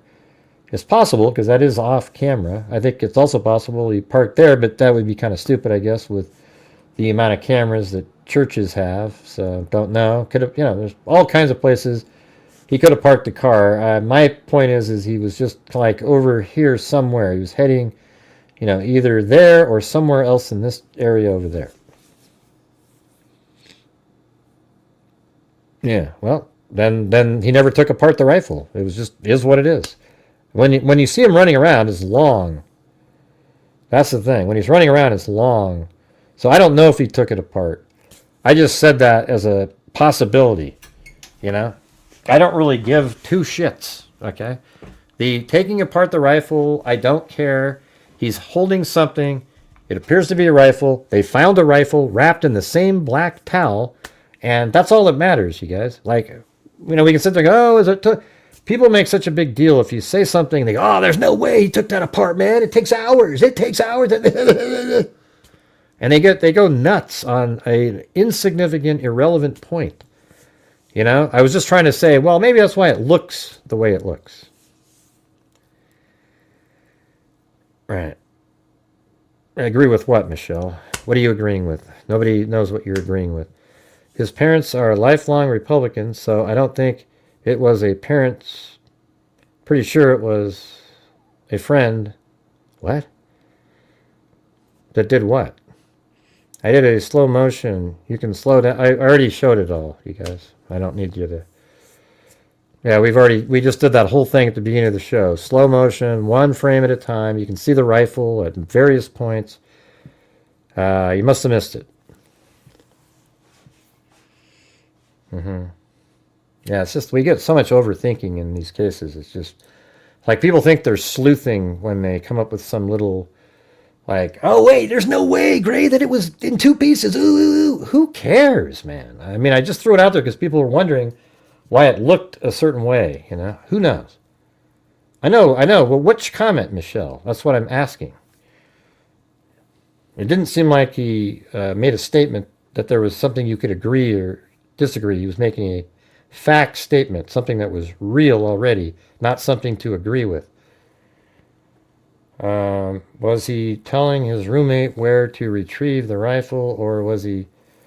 I don't know. The conversation in my video that I put out earlier, that's the part that's weird. It's like, why was he so casual? It's almost as if his roommate knew what he was doing. I mean, why would you be telling the roommate, oh, yeah, man, the gun dump spot, I need to go check that out. That's odd to me. Like, if the roommate had nothing to do with it, would you really want to tell some random person? I mean, not random, but a person, right? I don't think you would.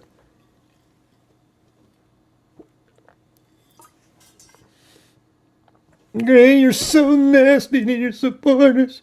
See you later, Kelsey. Yeah, well, you're a troll, Kelsey. I've seen your comments before. I was just wondering what they were talking about. Because he said the gun was in 1 piece, and then you said, I agree. Well, it's not something you agree with. He's just telling you a fact. Okay, that part. I thought you were talking about the gun. Yeah. Because he was only 22... What? Oh, okay. Grant said, man, that's just too hard to follow, you guys. Grant said, let me go to this one over here.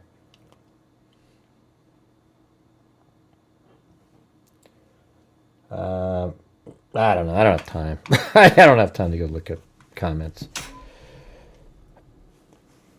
How would you know if they got what wrong, though? The wrong shooter? Wait. How would you know if they got it wrong, though? Gray!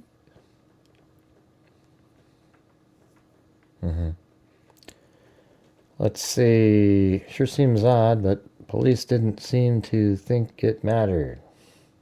What mattered? Just asking what? I don't even know what you're asking. See, here's the thing, everybody. When you're asking questions in the chat, type in a full sentence. You can't pretend that somebody's following your every word as if you are just, wow. Hey, what's Angel saying? Okay, yeah, I'm on top of it. If you have a question, put in what the whole question in there, all right? So I can actually understand what you're asking. Instead of saying, yeah, really? What do you think of that, Gray? What do I think of what? Now I've read your comment, and I'll never see your next comment. So had you put in the, Gray, what do you think about da, and then I would have seen it, and then I'd be able to comment to it. You get what I'm saying?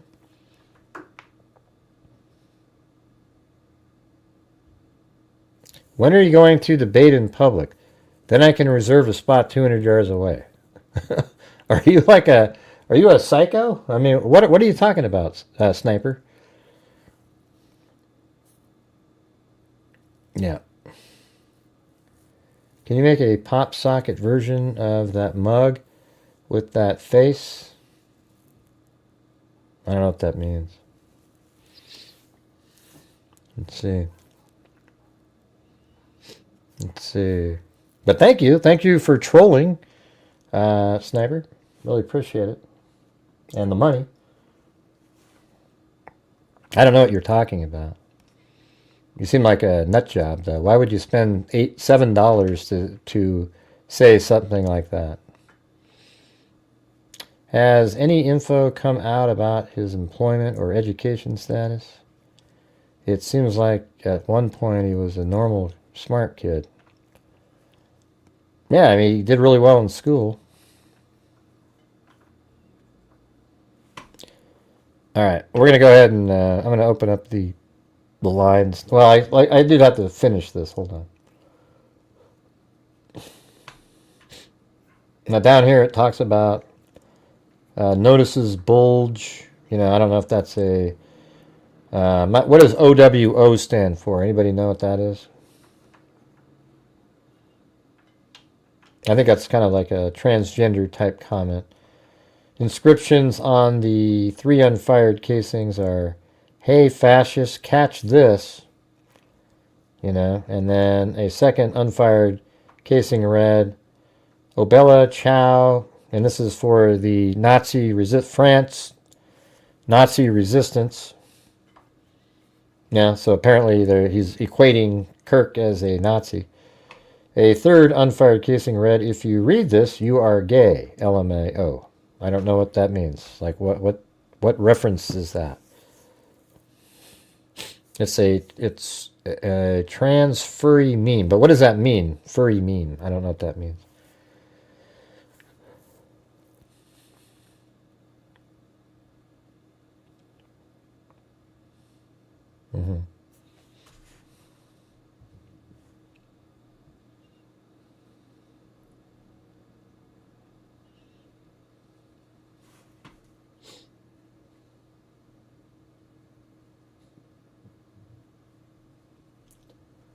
Let's see. Hey, what is funny?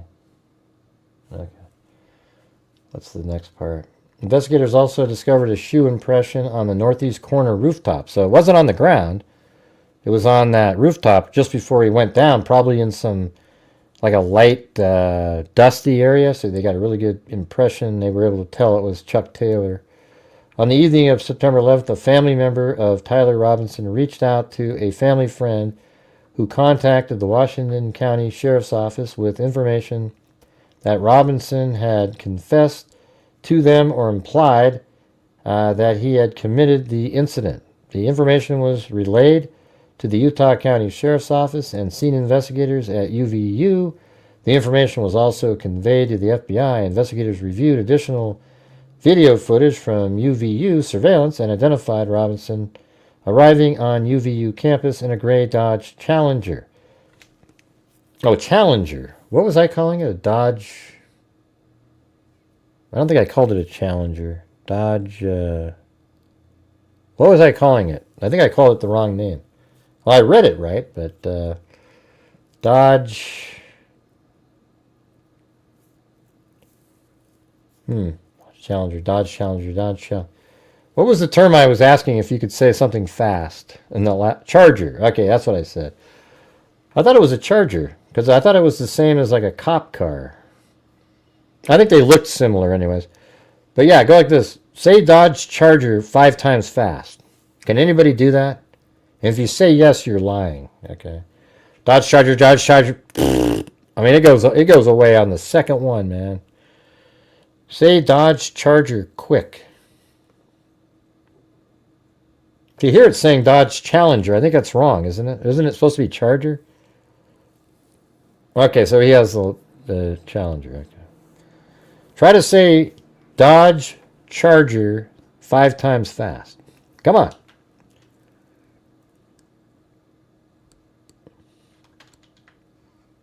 No, gay is the word. What are you talking about? That is, gay people want to be called gay.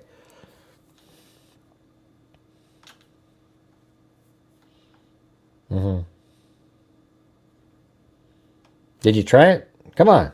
I know. Once you get to the second one, you can't do you can't even do the second one. It's so weird though. I did think it was a Charger. I don't know why. I think I heard that and but obviously when I read it, I would have read Challenger. But anyways, when encountered in person by investigators in Washington County on September 12th, early morning hours, Robinson was observed in consistent clothing with the surveillance images. Investigators interviewed a family member of Robinson who stated that Robinson had become more political in recent years. The family member referenced a recent incident in which Robinson came to dinner prior to September 10th, so I guess he wasn't living there at the time. And in conversation with another family member, Robinson mentioned Charlie Kirk was coming to UVU. They talked about why they didn't like him and the viewpoint he had. The family members also stated Kirk was full of hate and spreading hate. That's just so opposite. It's ridiculous. The family member also confirmed Robinson had a gray Dodge Challenger. Investigators identified an individual as the roommate of Robinson. Investigators interviewed the roommate, who stated that his roommate referred to Robinson made a joke on Discord. Investigators asked if he would show them the message on Discord. He opened it and showed several messages to investigators and allowed investigators to take photos of the screen as each message was shown by Robinson's roommate. These photos consisted of various messages, including content of messages between the phone contact named Tyler with an emoji icon and Robinson's roommate's device. The content of these messages included messages affiliated with the contact Tyler stating a need to retrieve a rifle from a drop point. Why would you tell your friend this unless they knew something about it? Leaving the rifle in a bush. Messages related to visually watching the area, like, hey, can you go over and make sure nobody, it's just crazy. Where a rifle was left, and a message referring to having left the rifle wrapped in a towel, and that's exactly how it was found. The messages also referred to engraving bullets and mention of a scope and the rifle being unique. Messages from the contact Tyler also mentioned that he had changed outfits based on the evidence. I mean, that's just makes him, he's toast. But it's weird how it seems like the roommate, almost like they had already had previous conversations. Why would you do something in secret and then blast out to your roommate all these crucial things?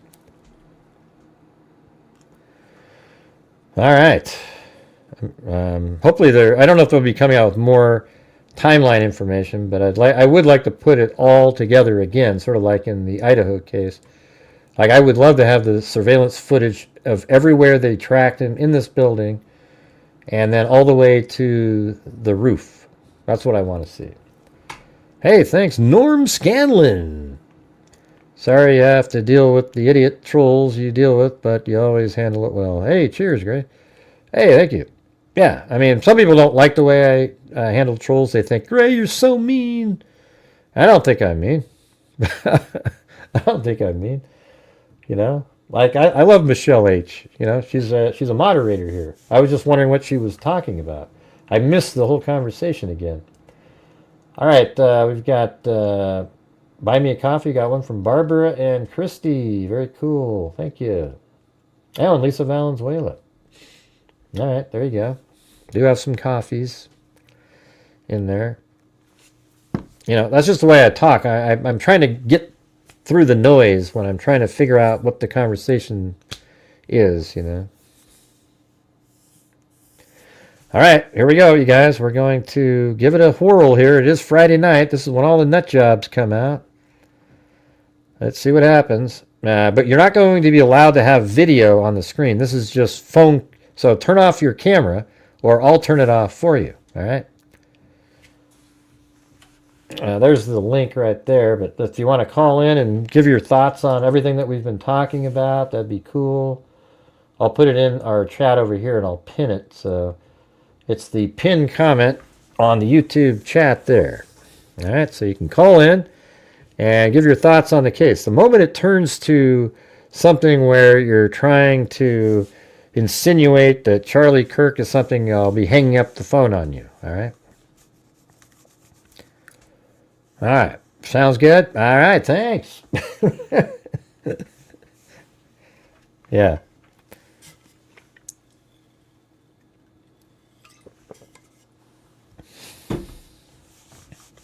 Well, he obviously had clothes in the backpack. I think it served two purposes on the way in. Like it kind of blocked a bulge that from his back he might have had or something. The conversation with a family member.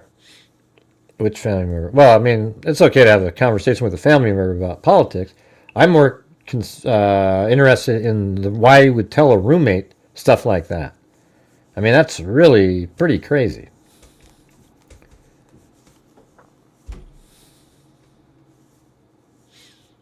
Come on, you guys, this is your time. It's your time to shine, you guys. You got an hour here. Come on. Come on down.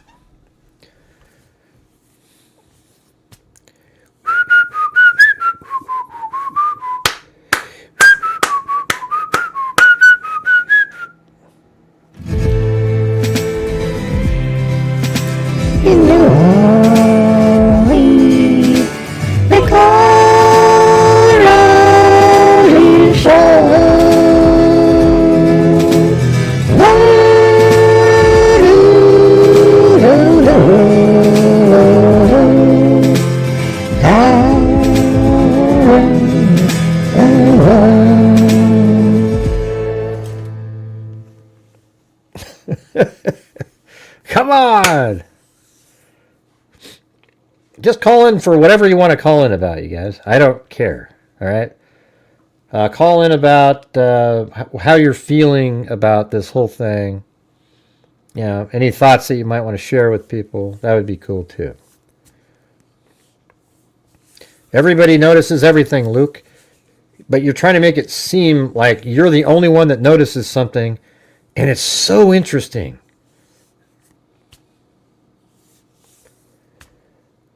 Yeah, he's walking the way he's walking because he's got something stuffed down his pants. Do you get it, Luke? And then when he goes to the building, he walks the same way through the building, probably with limping around. Then when he goes up the final set of stairs, he likely pulls it out. And he goes up the stairs with it in his hand.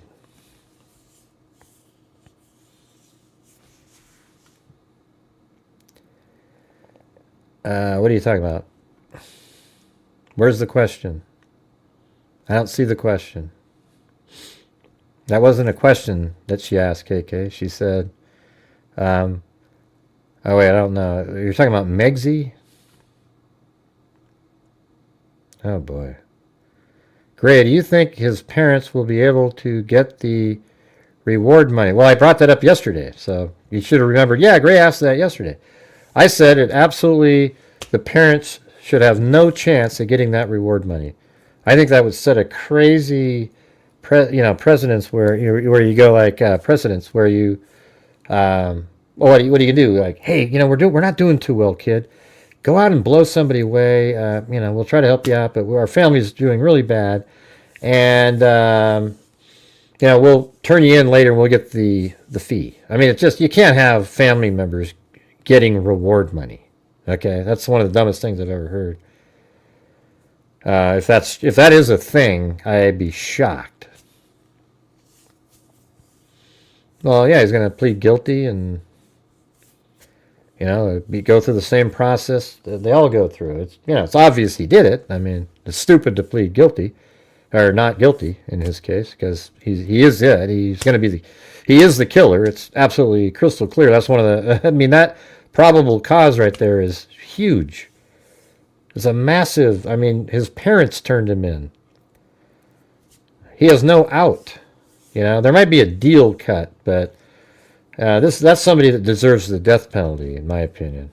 Like 100%. Just like Koberger did. There's no reason to cut a deal.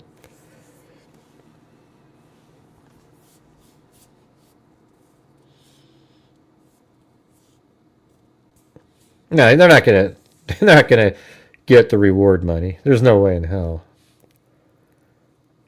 Yeah, there's no way in hell the reward money is paying for anything on that. His preacher was who called the police, not his dad. Well, his dad called the preacher, right? So it's the same damn thing. You know what I'm saying? Come on. He wanted his kid to turn himself in. He said he didn't want to, so he called the preacher, and then the preacher did it. I mean, the dad turned him in to the preacher, knowing that the preacher would then call the cops. Yeah. So anyways, where are the phone calls, you guys? You're supposed to call in today, all right? It's not difficult. You click the button at the top there, you come on to StreamYard, and you start talking about what you feel. All right? Because if we don't get calls, I'm going to go do something else. That's what we're doing here. I don't feel like rambling on for an hour or so just staring at the screen. I hate it. I hate doing the, because there's YouTubers, that's all they do is they just go, oh yeah. And they just read the comments, and there's no thinking. It's just, I mean, they're just talking. They're not doing anything.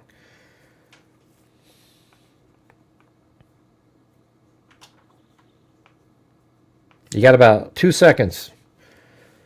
You got another minute or so. If nobody calls in, we're going to end the show early. All right? We need to get some calls. It's real simple.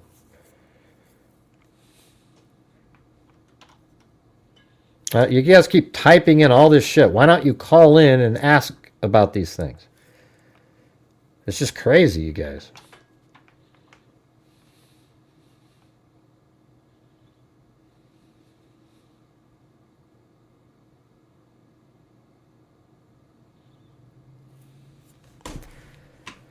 Good Lord. That's crazy. Hold on.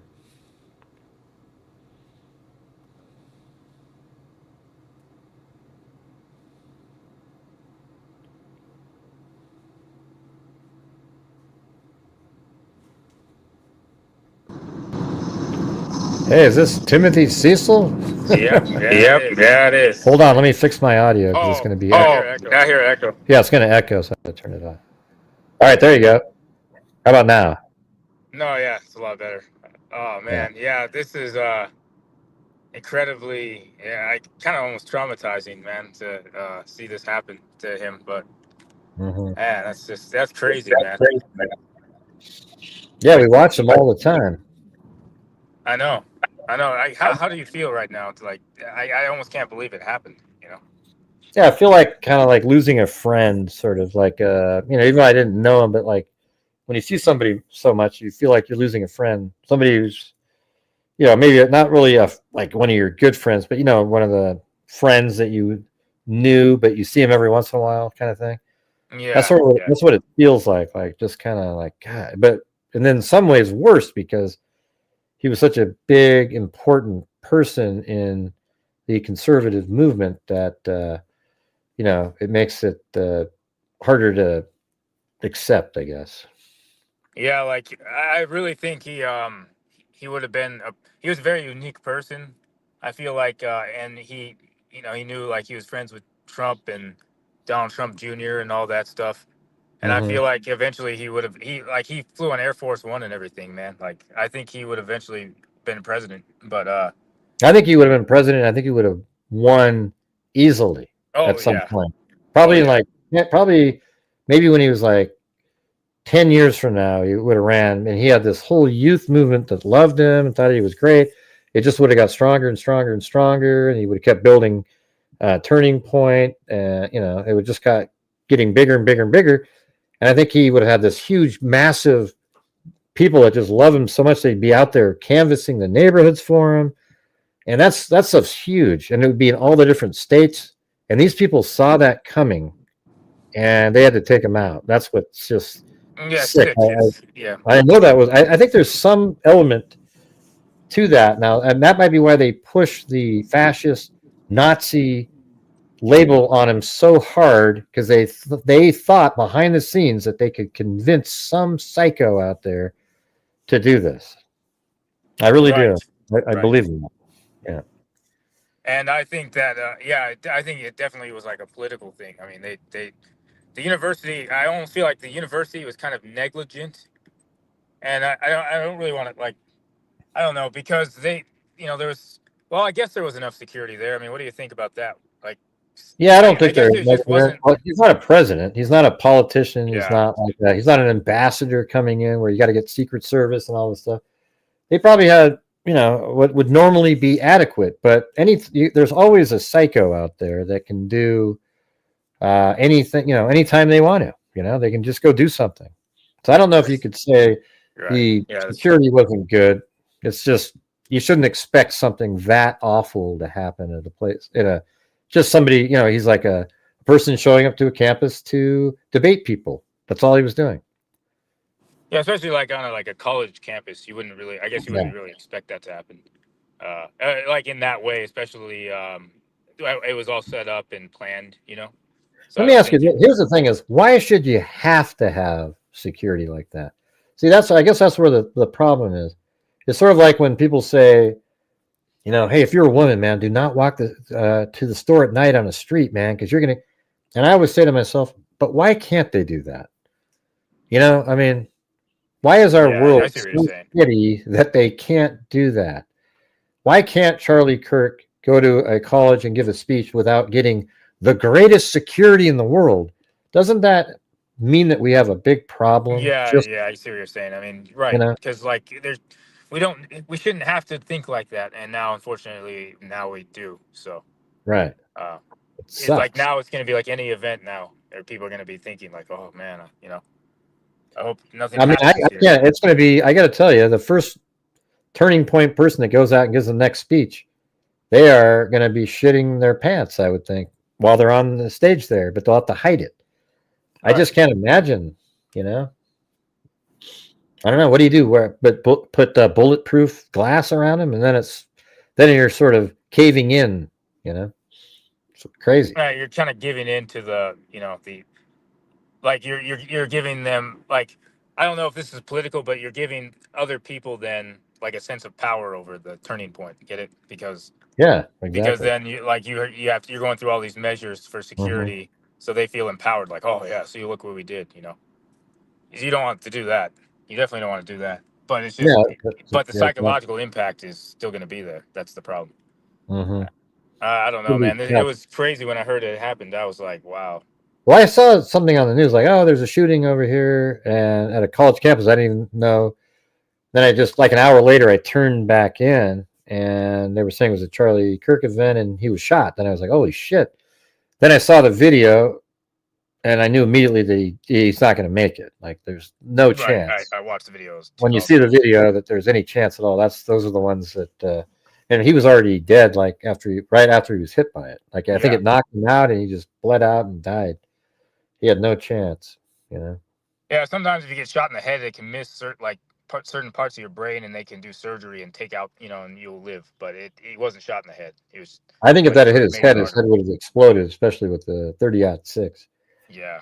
I think that this was just a situation where this person had what they needed to have and got the shot off, and he was going to. It's so weird when you watch it. I mean, you see this guy walking over. It's just very similar to Thomas Crook's. I mean, it's incredible, right? Remember how he walked around and he goes up on top of the building. You see him running across, and then he lays down. I mean, it's almost identical. And that's what people saw him on there. I saw a video where there are people that saw they said, "Hey, is there someone on the roof?" I know you covered this already, but Yeah. they said, "Hey, is there someone on the roof up there?" But yeah, I just I wonder why he did it, man. Like, I don't know. Well, because I think he believes that Charlie Kirk was a fascist, Hitler, racist person, because that's what the media tells him to believe.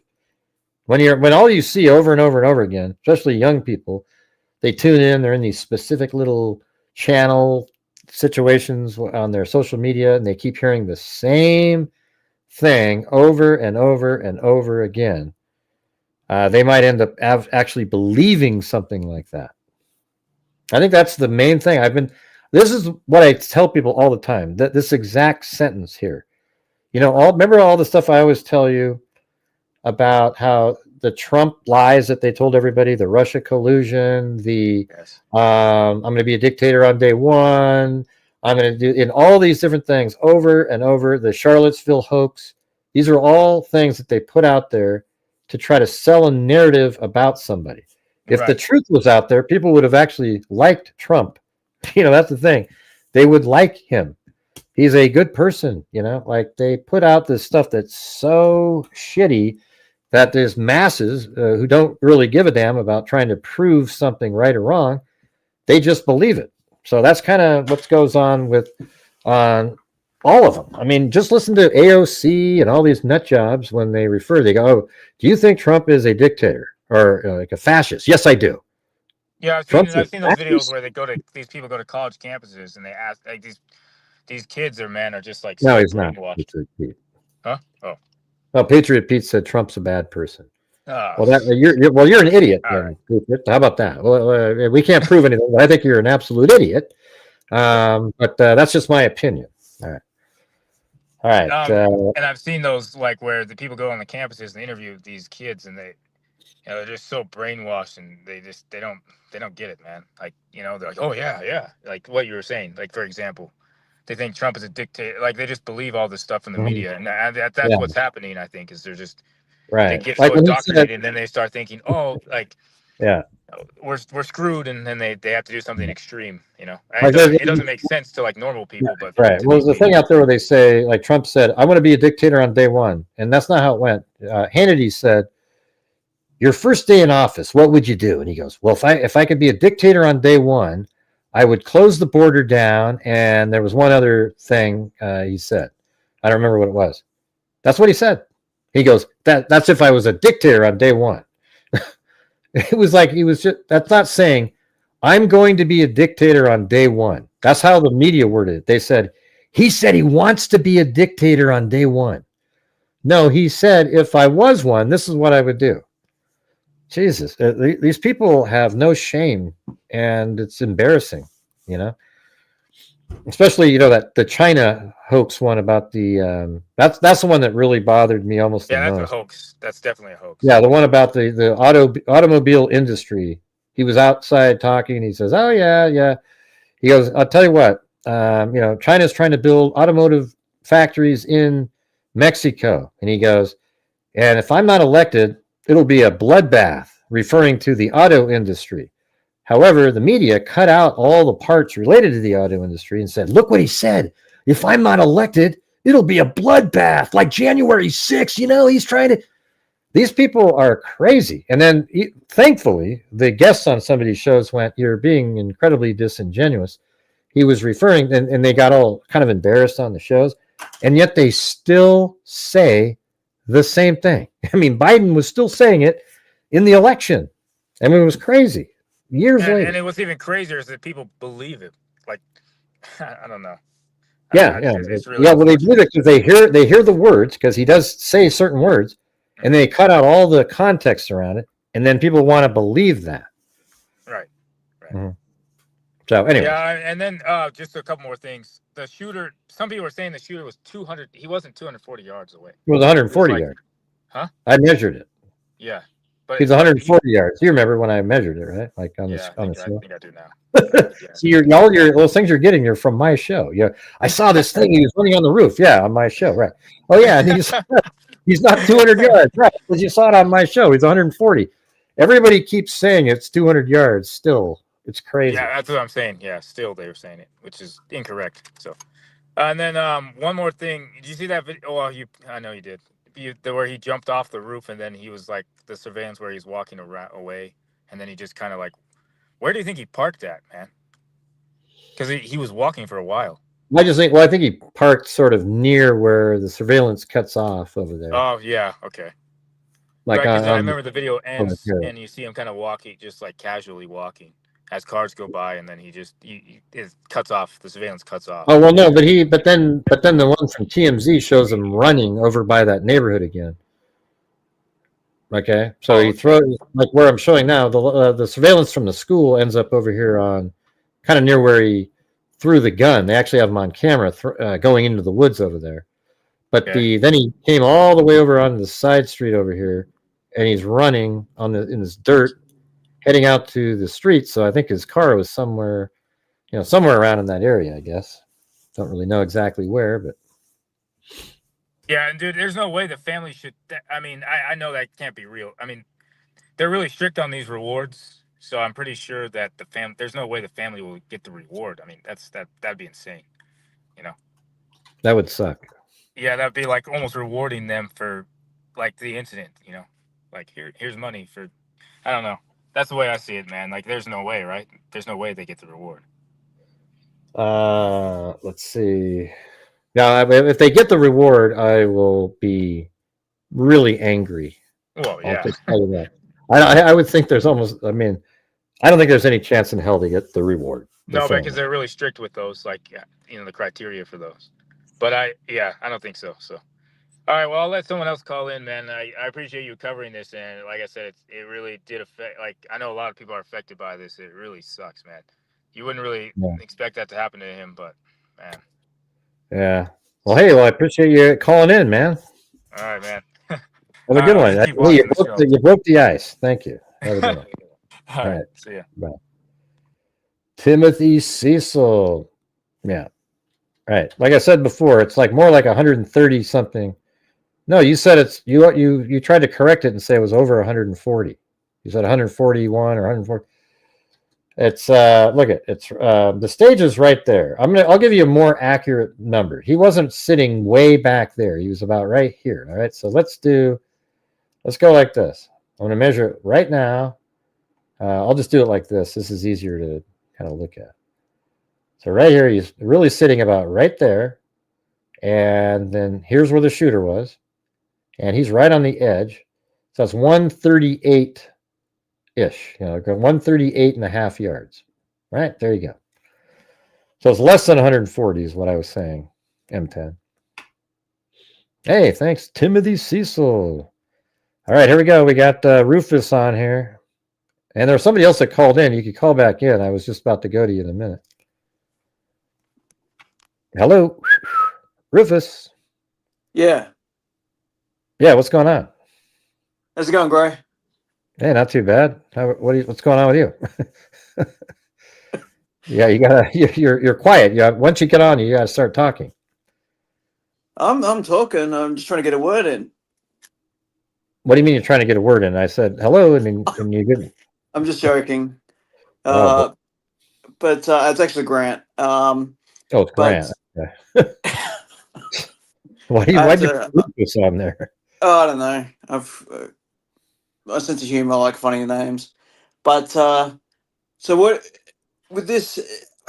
It seems to me with this case now that's happened, it seems to be a lot of the same conspiracy probe types we've seen before are now saying, they were blaming all sorts of groups. I always thought it was going to end up being just another, like so many of these terrible events, they always end up being, some psycho, some mental case who's been radicalized or something from, whatever cause it is. And, but, I just thought it was crazy. Like, I saw people blaming, like, Trump wanted a friend of his killed, or the Jewish people, the Israel did it, and this and blah, blah, blah. And it went back to what it usually is someone who is crazy. And, I I don't know. I don't get how you can kill someone over. You can be so far gone that you can kill some people over like this. It just it's crazy. Yeah, you're getting the same. He's from Australia. Ooh. Yeah. Well, Anyways. that's only natural. Yeah.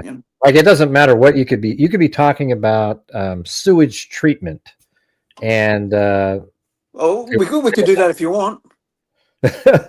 yeah. So sewage treatment is very interesting.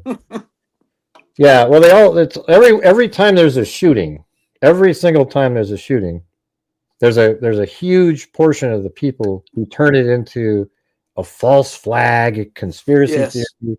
Everybody's looking for it. They're looking for little things that don't quite add up in their minds. And I tell you what, every time I'm looking at these things, I get messages from people. They always see these things. Great, no, look at this. No, check it out. And I look at it and I go, yeah, I don't see it, man. I don't see it. I just don't see it. I mean, I'm looking at it with the rational mind, and I don't see the same things because I know what I'm looking at. See, a lot of people, when they're looking at video, they see these things and they don't understand that you don't have the original video. You're looking at it's really pixelated stuff, and you start seeing things and then assigning it to this greater story.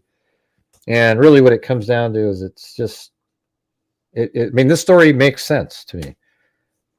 Why he got radicalized or where he, that kind of stuff. I don't know yet, but I think it's a case of, when he's early 20s guy who probably spends an awful lot of time online. Yeah. And, because of his age, I'm in my late 30s, but so I was around before this whole, when the internet becomes such a big part of our lives. But it seems to me from the youth that they're on their screens the whole time, and there's a lot of absolutely crazy stuff you see on Reddit or Twitter or whatever. And as you saw after this murder, the amount of people, and not just crazy wackos, nuts that always are crazy, but prominent people, whether they be celebrities, politicians, teachers, first responders, were celebrating this. They were justifying it. And whether you agree with what Charlie was on about or not, I don't really care about that part. But it's just the fact that, hey, it's okay to kill someone, and he's not they kind of think almost like because they say dehumanize someone to a point that it's okay to kill them, if you know what I mean. Yeah, I think that's what they think. I mean, isn't that amazing that you have first responders, teachers, and all excited about it? They all got fired, every one of those people, which is as great. They should. Yeah, the thing is, people go, "It's freedom of speech." Nah, see, there's a certain point where you're starting to cheer on somebody's getting blown away in front of his family just for having an opinion that you are a shitty person that you wouldn't want to have worked there. Like that one, there was an anesthesiologist, for God's sakes, who was giddy about it. Who in the hell would want that person? You'd be so scared to even have the slightest hint that you were a conservative before a surgery that she was in there. She might let you right there on the table. I mean, who the hell knows? You got to get rid of it. Yeah. And great, they're saying it with their name, their own name, where they work, all that proudly, like right. Yeah. And so if they're saying this on social media, out on a public forum, imagine what they're saying about other people behind closed doors. So if they're saying it's okay to kill this person or that person, right, online, where usually you're more circumspect about what you say, I don't get it. That's what's weird is that's what Gutfeld, Greg Gutfeld, I think is, I think him and Charlie Kirk got along really well because Gutfeld is an incredibly clear thinker. I wish he was 30-something years old. He would be really good at, starting the youth movement thing. He is amazing. I don't know if you know who that is, but like late night guy. Yeah, but he also is on the 5, and whenever he speaks, you just got to listen because it's just on the money every single time. But he was talking about how scary it is that these people all felt so comfortable, yes, to say these things about Charlie Kirk right after he dies, because that's what they, for all these years, that's been okay to do. Like for them, they feel totally comfortable saying that. And that's the scary part. And then There finally was now, no consequences before. right. Yeah, exactly. And I guess, before there was no consequences because there was always sort of a political out that you could have. This one, they don't have. This one it's so heinous that even the people who would allow that to happen or be said before aren't able to do so this time. Yeah. So these people are all, they made that one move too much at the, and they got busted for it. I hope every one of them gets absolutely smoked out of their job. I mean, I just can't, I would think it'd be amazing, and hopefully they never get another one. These people are sick, I mean, Well, it seems would you ever hire that anesthesiologist if you were anywhere? no. Yeah. And these, I mean, you saw signs. I think this, because it was so, this was like the biggest of these like killings for this, but there's been signs of this kind of group of people being so giddy and happy about it. Like when that Luigi in New York killed that CEO, it was the same group of people. Yeah. Saying it was happy, they want more of it, or there was two Jewish Israeli people killed in DC recently. It's the same group of people. They were loving it because of the war thousands of miles away. It was okay to kill these people, or they're sick.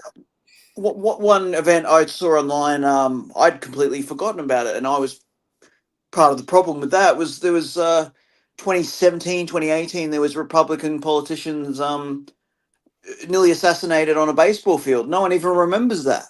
Yeah, no, I was just watching that. Yeah, he's it's funny because I was talking about him the other day, but now I don't remember what the hell was his name.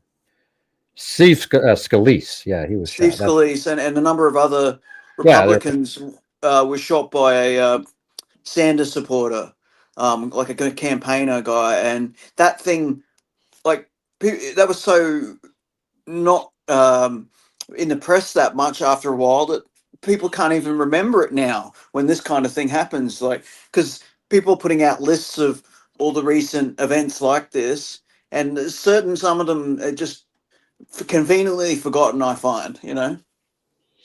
Yeah, I mean, I don't know. Over the years there's been different parties that do violence and stuff, but recently in the last, I don't know, 10 years or so, it just feels like it's just purely one-sided. Everything's hateful. Everybody hates. Republicans are always painted as. I've always said this, like, they paint the entire party as the problem for our society to a certain group of people, and then when that sort of didn't work and Trump still got elected anyways, now it's okay, they're fascist, they're racist, they are the next Hitler. And then every little thing they sort of spin into, see, look, he put troops into DC. Look, he's trying to, it just gets to a point where it's hard to combat it because I don't know how would it ever stop, Well, that's the thing I've noticed. There's a pattern with that the party, and it seems to be going back a while. Each new Republican president or contender, nominee and all that, called Hitler or a fascist, and then they're labeled that way while they're in power or like campaigning, and then a few years later, when the next Republican guy is the next Hitler, that old guy, the old one, becomes more reasonable to Democrats and isn't so bad after all. McCain was Hitler at one stage, Romney, W. Bush. Now they're all the reasonable guys. Like, it's funny how it's just a pattern one after the other. When they're out of the way and not contending anymore or in power anymore, it's all different. McCain's a perfect example. See, McCain, and all of them really, but like McCain was this, they all loved McCain, the Democrats, everybody, because he was willing to work with both sides. Then once he became the candidate, they go, oh, he's worse than George W. Bush. he's like, and they painted him as a monster, and they lost. And then after a while, they loved him again because he stood up to Trump and did the thumbs down on getting rid of Obamacare. It was like it was just crazy. They love him now. They all love George W. Bush now because he's just an old painting guy in Texas. He's not Hitler anymore, apparently. Yeah, it's amazing how they do that. Yeah, it's just I just don't know where, because the problem is there's so many of this people saying now that political violence is necessary, openly saying it, and it's infiltrating to over here now too, because what of sort of after a while what happens in America comes to here, and it's just I don't know how you can reason with people who are so giddy and happy and willing to want one opponent. Like you see it on social media nearly every day. There's like people fantasizing about harm coming to the opposition and opponents and wanting them dead. And and then when it actually happens, like this has happened, they're not apologizing or sad that it's come true. They're, oh my god, it's great that it's actually happened, and then now they want more. It's just it's sad. Yeah, I agree. I'm just I'm in a kind of a weird place mentally on all this stuff. I'm not really sure I get what everybody, we keep talking about it, but how are they ever going to quit doing what they're doing, saying that somebody's Hitler? It really comes down to that. I 100% just agree. I believe that the reason there's this hate out there is because of the constant selling of the idea that the Republicans or conservatives out there are Nazis, fascists, and who wouldn't want it? I mean, see, that gets it to a level where you're a hero in your mind if you take out next Hitler. If they stop doing that and they just had actual comments like, I don't think that's constitutional that he wants to do this. Now we're going to fight that, or we don't like that. If they went to that level, then we could get to a normal kind of a conversation. But they're already painting the right in a certain way where you can absolutely see a constant flow of people who want to kill people who don't believe the way they do, because they believe they're really taking out a potential Hitler in the making, because they've been told that by every single news outlet and every single politician on their side. And they're so and then after something like this has happened, they're saying, oh, we've got to lower the tone, we got to calm down and be nicer. But meanwhile, for years they've been like they are, and then after reality occurs, like this,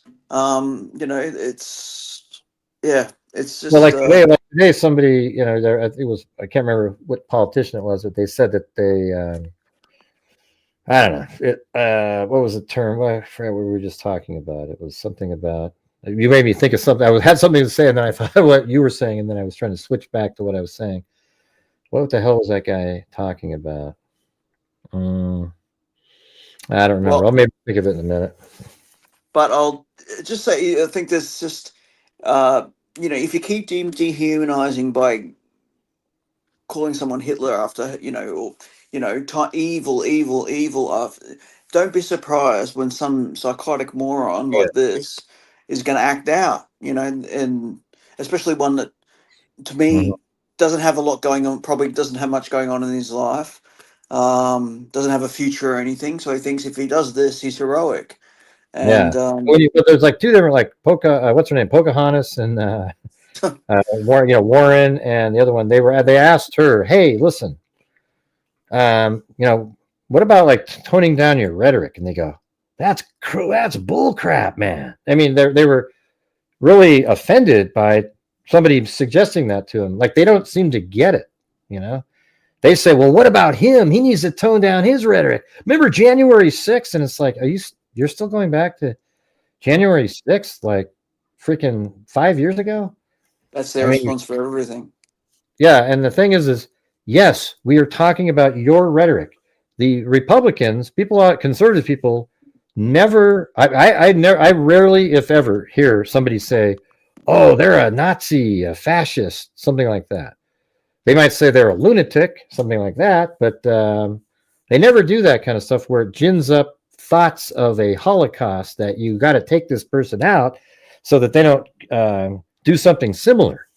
Yes. And that's really my main thing. I repeat this. That's the thing that I repeat over and over and over again is the left Democratic Party politicians always do that in unison as well as and almost choreographed with all the news outlets. So you have MSNBC, CNN, ABC, all these guys, or maybe not those channels, but the cable news networks.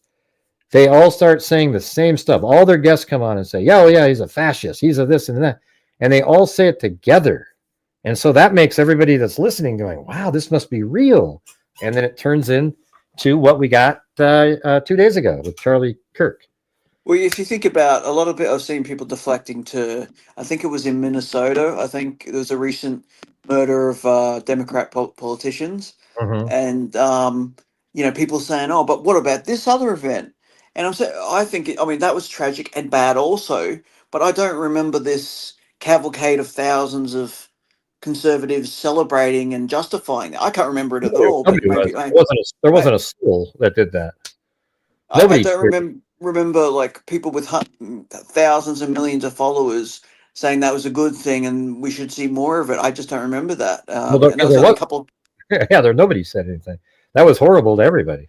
I mean, it's just you just can't.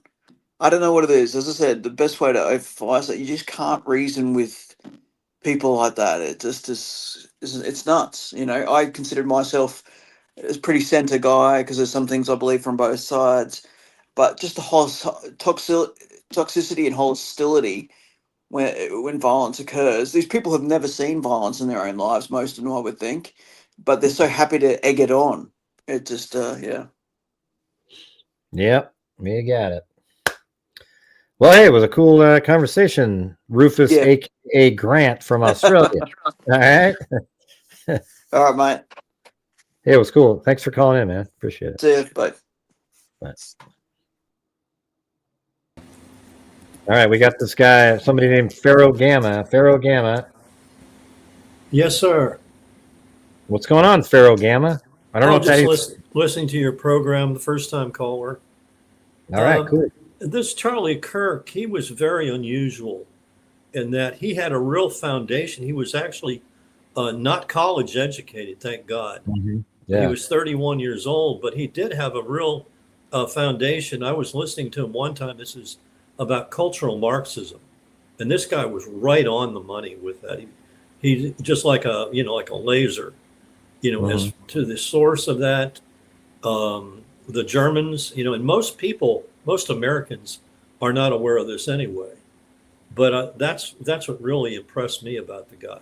And not only that, he would go like to the source of this and debate these people, in that little hut or whatever the hell it said. It's changed my mind. If because he wanted to meet like the enemy on their own home turf. I thought that was extraordinary. Real great gift the guy had. Yeah, he's kind of irreplaceable, actually. Yeah, I know that. I mean, that's what's sad. He was also very young. He was only like 31 years old. Yeah, 31 years old, and that means he had that's what makes me sort of wonder. Is that why they went so hard calling him racist and fascist and stuff, so that somebody might do something to him? Because let me explain to you where that comes from. That's strictly Goebbels. Yeah. I know. Goebbels, that you repeat a lie often enough, it becomes true. Yeah, but they do that. I think they were doing that to everyone. Yeah. Well, yeah, but I think like they really kind of focused in pretty hard. I mean, you see all the hate for Charlie Kirk by these young people, so you kind of wonder if the higher ups or whoever were saying this over and over and over and over and over again didn't think, man, this guy is scary for our future This guy, Yeah. he's going to be a president, and he's so well spoken. He's quick as hell. He's gonna, and then they thought of him as a problem for the future. I don't know whether he would necessarily run into as like be a politician, because then you've got to get just get this money. That's the he could do it. Yeah. Oh man, his little grassroots. I mean, think about what he was doing. Yeah. Imagine in about like 8 years from now or so, how many people he would have had that they love him. They would go walk over coals for him on the streets, going canvassing. I mean, it would have been amazing what he would have put out there. And so we don't know. See, the thing is the opposition. The opposition, they essentially control the airwaves for the most part. I mean, that might be changing a little bit, but I mean, as far as the lamestream media, that's controlled by the Democrats and the left. But you can still pay for an ad and it goes out there. Yeah, that's true. But I mean, even think about even where we were here with Trump with the assassination attempt. Kamala actually outfunded him, believe it or not. Oh yeah. Yeah, until Musk actually got into the act, and that changed everything. And then they targeted, Pennsylvania, and I think that's where Kamala made a strategic mistake when she picked that governor from Wisconsin who was a loser. And if she would have picked the Jewish, but that was the thing. Yeah. She couldn't pick him, Shapiro. From Pennsylvania. Because he was Jewish and his party doesn't like exactly. Yeah, I know, exactly. That's exactly right. Isn't that weird? Because of the hard left people that you need to be activated would have hated her picking Shapiro because they don't like, Israel, and basically they're sort of anti-Jewish, which is. I've never seen a presidential candidate from either party who was as dysfunctional as this Kamala was. She couldn't even go on, Fox News with Brett Baer. He was an extremist. Give me a break. I mean, you can't do that. You can't become president of the United States. It's not possible. Brett Baer is probably one of the few just strictly like a reporter type that there is any more at all on any of these channels, And he's considered an extremist by Kamala. It's crazy. That's what she said. I mean, she just blew it, man. Another thing in hindsight that Trump did that was brilliant, he listened to his son, Barron, who told him to go on Joe Rogan. Yeah, I remember that. And that really, because Rogan was actually, from what I understand, was going to vote for Kamala, if you can believe that. And he went on there for 3 hours and changed his mind. I think Rogan though he didn't like seek out Trump. That's true. So it was like the other way around. But like, yes. But wow, I mean, he let him on, and then he was like, "Wow, I actually like this guy." That's kind of how it works. Yeah. Thank God he did, though. I mean, that he listened to the son. So anyway. Yeah, there's a lot of really interesting. Things like that. I mean, what's amazing is that it was even slightly close at all. Yeah, I know. That's what's the scary part is. Why would there be that many people that would even give a thought in hell voting for Kamala Harris? I really don't like to mention this on the air, but as far as the Democrats, what they do, I mean, because there are New York and California are pretty solid states, solid blue states. But if they get Texas, it's all over. I mean, this country's finished. I don't know that will happen, but for the Electoral College. Well, they're trying to get those other. What's funny is like they're doing that gerrymandering in Texas to get the seats, and then but the Democrats have been doing this shit for decades. Now they're all pissed off, so they got to do some more to make up for the. Yeah, that's part of the playbook. Yeah. I want to ask you, how can you stand to live in Oregon now? Because that's where Antifa is. Oh, yeah, it sucks, man. Yeah, I just stay. I don't go downtown or anything like that. I don't even like. There's nothing about it. Like gas over here is $4.60 a gallon. I mean, wow. Yeah. What the hell's going on? Another thing that they do in Oregon. Oregon is actually worse than California because you need a permit to actually buy diesel in Oregon. And I mean, how can the federal go on? Because I-5, that's federal road. That's not the state's But how can they do this? I mean, I've never understood that. Yeah, well, they got to pay for all the drugs they give out to people, all kinds of stuff. Yeah. Yeah. It's nuts. Yeah. Yeah, so I see you in the chat sometimes. Yeah, I'm in there usually, lurking. You usually stay on pretty late. I wanted to ask you, since true crime is kind of like your genre, there was a case, and you did some. This was way back in '64, but it's a cold case. And it's Beverly Juarez, and that's a fantasy killer, by the way, that's never been caught. Did I do that one? Yes, sir. You sure did. Yeah. When was how long ago was that, man? Oh, it was in December 28th, 1964. Was that the Beverly Whibble one? No, it was in Garfield Heights. Beverly Juarez was her name. She was killed in her own home by someone. Then the perpetrator, this was all premeditated. And he actually took a knife and a rope. He had 2 murder weapons, actually. And I don't believe this is a transient. I believe this is somebody that she knew. I don't see it in my folder here, but maybe it's somewhere else. I believe you did, because I remember watching it. It was real light. I mean, it wasn't real involved or anything.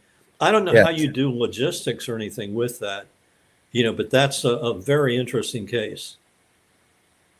Yeah, maybe you can send me an email with that again. I'll take okay, it. I'll try to do that. If I can find it. Yeah. Okie doke.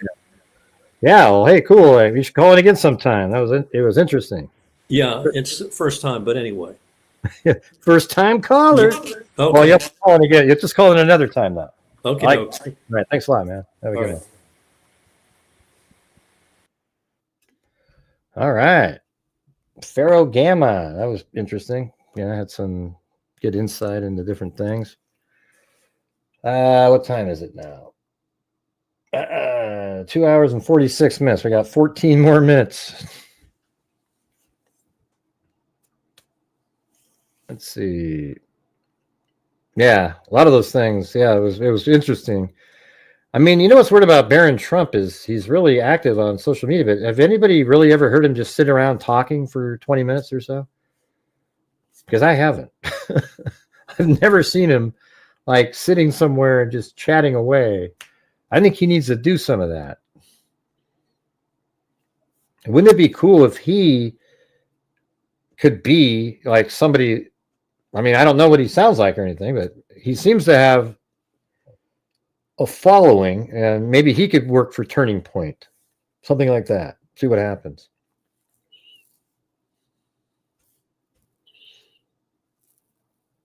Yeah, that's exactly right. Charlie Kirk, the security was fine. Okay. A psycho can do what they want to do, right? I mean, it just is what it is. You shouldn't have to think about drones and roof cover at a Charlie Kirk event.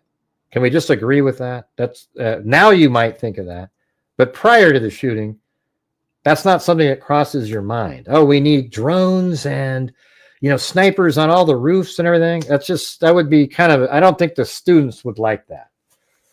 They would look up there and go, why are there snipers around? This is weird, and it just doesn't work. I think it's kind of obvious.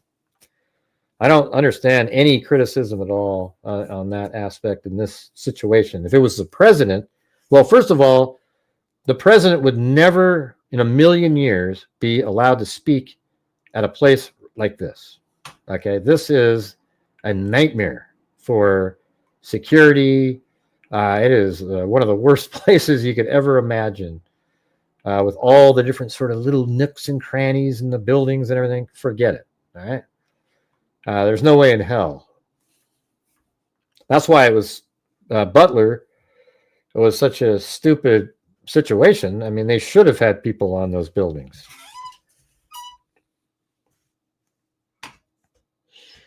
I mean, a lot more drone security. Yeah. I see drone at the 4th fireworks. I'm not kidding. And honestly, being a sitting duck. Yeah. So, Well, we'll see what comes out. Hopefully we get some more detailed information to fill in some gaps, etc. But I'm actually proud of the way we've covered this case from the start to the finish. I don't know where we're at in it. Like there might be more that comes out, but I mean, just absolutely, I think we nailed all the different elements. Like if you were watching my channel, the probable cause only had a few new things for you. It was just kind of like, oh yeah, this is what he wrote on a weapon or a shell casing or something. Other than that, we had it.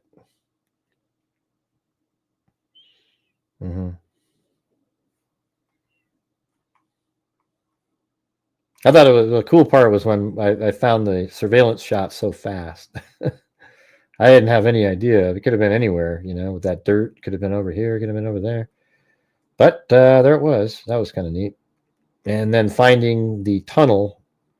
I don't know if it was later that night or the next night. That was kind of cool because we know he walked through that. And then once you knew that, then, later you just know that he shows up over there and those other shots are inside the building somewhere. I guess what's interesting is where did he come out of? So he's in here and he's going around. Is there a spot where you can come out of the tunnel somewhere? Because eventually he ends up walking right over here into the building there. So there must be a place where maybe you just go up and you come out a door, something like, oh, geez, where did I go? God, I think I'm in the ocean. Look at that. I went through the planet.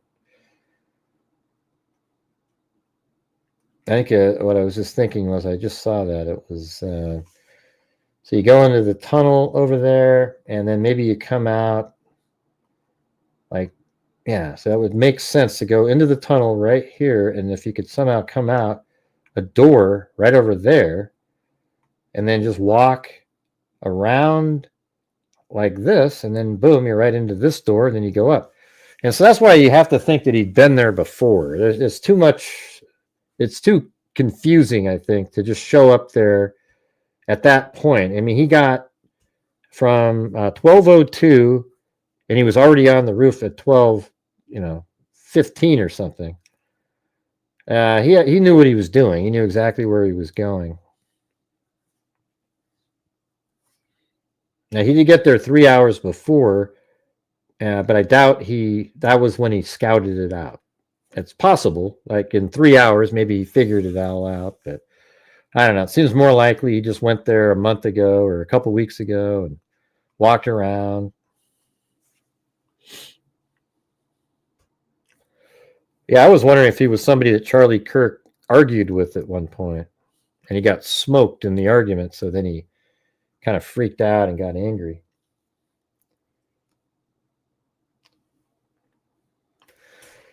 All right, you guys, I think that's going to do it for me. Another long day. Got up at 6 in the morning. Well, first of all, at 1 in the morning, I uploaded a video onto YouTube for the members to watch, and then it went public at 6 in the morning. And I happened to just randomly wake up at 6 in the morning. And when I woke up at 6 in the morning, I turn on the TV, and Trump's on Fox News, and he goes, "Oh, they made an arrest." So I jumped immediately out of bed, came in here, and I got ready to go, and just got on time to get to the press conference, which seems like it was 3 days ago at this point, that press conference. And we did the press conference. Was that today? I don't even know. What day was that? That was today, right? Yeah, so the press conference was today, I believe. God, that's so weird. Yeah, so that was earlier in the day, and then I went back to sleep from 9 in the morning until I think it was 11. Then I got back up and I made another video of the probable cause document, and then I put that out there, and then I did this live stream for another 3 hours. I mean, that's a hell of a lot. Yeah, I mean, that's like this will be 6 hours of live streaming plus 2 videos. Hey, thanks, M10 Gray. You showed last night what the MS News showed today. You should work with law enforcement, to be honest. Hey, well, thanks. I didn't see what MS was showing today, but what were they showing today? Did they show my tunnel? We've had that tunnel for a day and a half at least. Hey, thanks, Megsy. So today was one of those really long ones. Wow, really? That was 12 hours ago. That's crazy, man. It's just, doesn't that seem like 2 days ago, that live stream where they went up and showed the video, I guess? It's just, that's crazy. Wow. Or maybe they already showed the video. Yeah, they already showed the video the night before. Today's was about the arrest, and then they just kind of spoke on that one. That's right. Okay.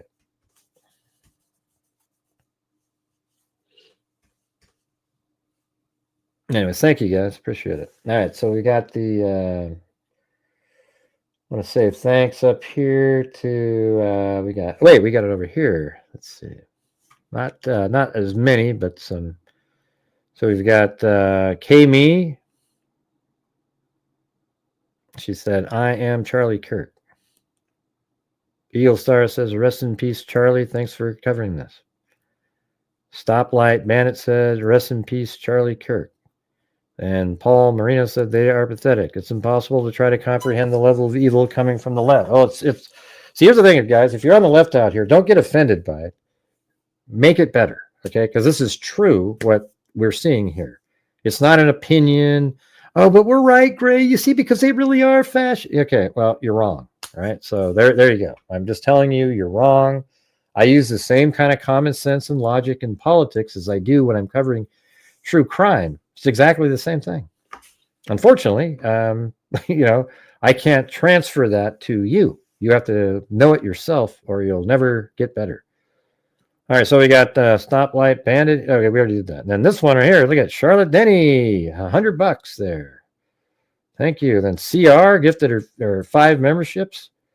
She's a membership gifting queen. Then we have Callie. Then Georgina Stoliker. And Raven 187. Can't ever rule out aliens. That's right. And then Robot, let's see. Robot Possum became a YouTube member. All right. And then Crawley became a new YouTube member. And Karen Messenger gifted 5. Then Brew, the only channel I go for analysis. Got to remember not to put the 1 up there. And then Crawley gifted 5 memberships. And Jim Lawn, I would never watch that out of respect.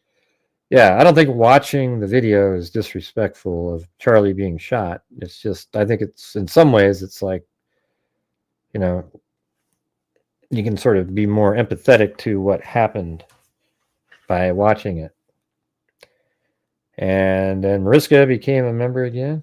And then look at that, CR again. And then Brown-Eyed Girl, da-da-da-da. She is so strong for being able to speak to the world so soon when probably hasn't really set in yet. That is real, yeah.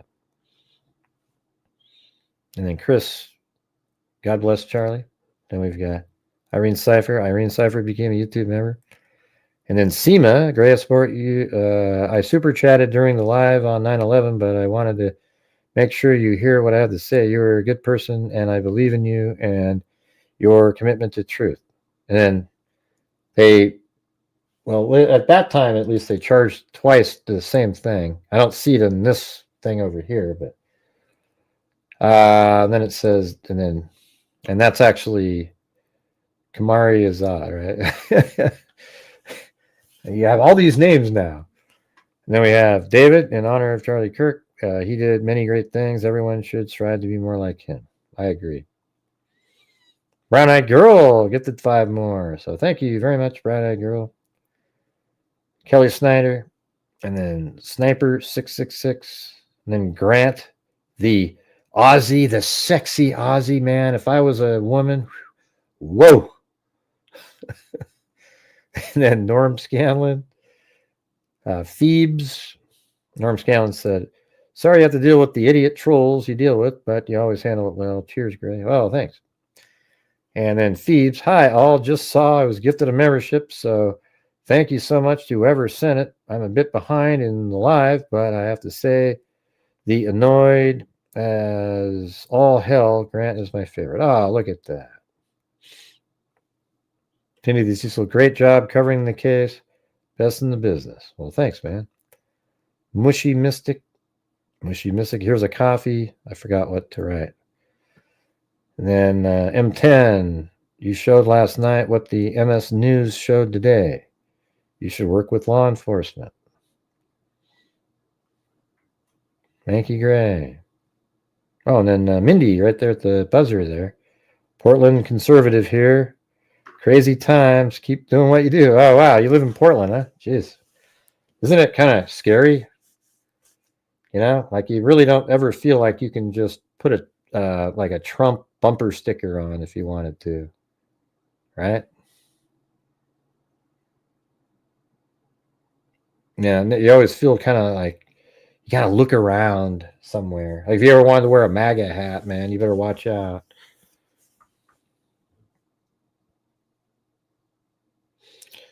Yeah, I don't know if they just threatened. Where again? I don't see them. I don't see what you're talking about, Eric Martin. Wasn't that earlier? Yeah, Portland has lost its mind. Alan McMahon. Yeah, did I play the super chat? I don't remember showing the super chat.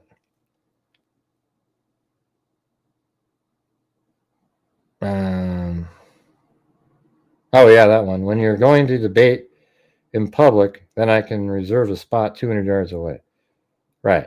Yeah, I don't know it. They're just another nut job on. But yeah, if you're going to give me $7 or $8, you know, go ahead. Yeah. Yeah, I saw that earlier. I mentioned it. They've been removed.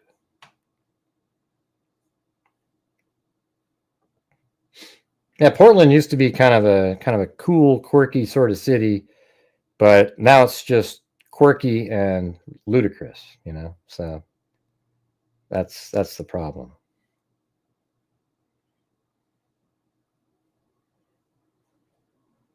Oh yeah, and then we go over here. We had Lisa Valenzuela, Barbara, Christy on the coffees. So thank you. Appreciate it. Yeah, I don't know what that means, what that person was doing. It wasn't really that funny or anything. But anyways, thanks everybody for being here. Hey, wait, there's somebody. Hold on a second. There's somebody waiting on hold over here. Let me make sure to remove their disabled camera. See what they say. Hello? Anybody there? Is this Kelsey? Hello. Yeah, what's going on? I wasn't sure if I did this right. I've never done it before. Well, I was actually ending the show, but what do you got? What do you got? Oh, okay. I thought you were accepting calls. Sorry. Well, I was. Not, but I'm still. Oh, I thought you just. Okay, I thought you said you were ending the show. I'm sorry. Well, no, I was right in the middle of ending it, and then you showed up on that. Oh well, I've been here. I just didn't. I wasn't sure if I was doing it right. Every time I thought I was in, it said I had to click another button. So I've never done this before. I still don't even know what. I've never seen this. Well, you're on. Well, you're talking just like a regular phone. Go ahead. What do you? Yeah, we can all hear you. You sound normal. I mean, so go ahead. What do you got? So I just wanted to touch on the fact that you said that that Trump is a good person. I just don't. I don't see how you can think that he's a good person, right? Everything he's doing to the country. I mean, first I just want to say that I do not think that people should get murdered. I don't believe in violence. Yeah, but he's doing great stuff for the country. So that's the thing is, so you're just sold a bunch of bullshit by people. My prices are going up and up and up where I live. Right, but going up slower. Okay, but all of this is, he's only been in office for 6 months. exactly. Biden, And when so Biden, these when Biden tariffs was are destroying office, us. he increased your prices like twofold. All right, so we're going up a little bit still because the inflation is really low though at this point. Inflation is higher than it was expected to be. Yeah, it's higher than you would want it, but it's much lower than it was under Biden. You remember that, right? No, it's not. It's not. Okay, well, I gotta say goodbye because I've already lied. I can't. All right, see you later. All right, we gotta go. I was gonna get off of here, and for somebody, see right there is already a lie right out of the chute. Okay, so I'm not going to keep having a conversation. Yeah. Hey, it's worse under Trump. It was way worse. You guys remember some of that shit, right? It was like 15% in a month. I don't have time to talk to somebody who's that stupid. All right, so we're just gonna. All right, great. All right, thanks everybody. We'll see you guys tomorrow. Hope you guys enjoyed the stream. I was trying to get off the show. We got a lunatic call, and just isn't going to work. All right. All right. That was ridiculous. I said, well, it was much worse under Biden. No, it wasn't. Does anybody think that that's true? Even Democrats that are in here watching. That the inflation it's worse under Trump than it was under Biden. Is there anybody out there with a rational mind that actually believes that? Anybody? That is one of the dumbest things I've ever seen. All right. Anyways, I got to go. Thank you, everybody. Once you say something like that, and you're just sort of, it's done because now we can't have a rational conversation. That means you already everything you say is going to be something that I have to stop the show and then go look up the stats so I can prove it to you. It's not even close.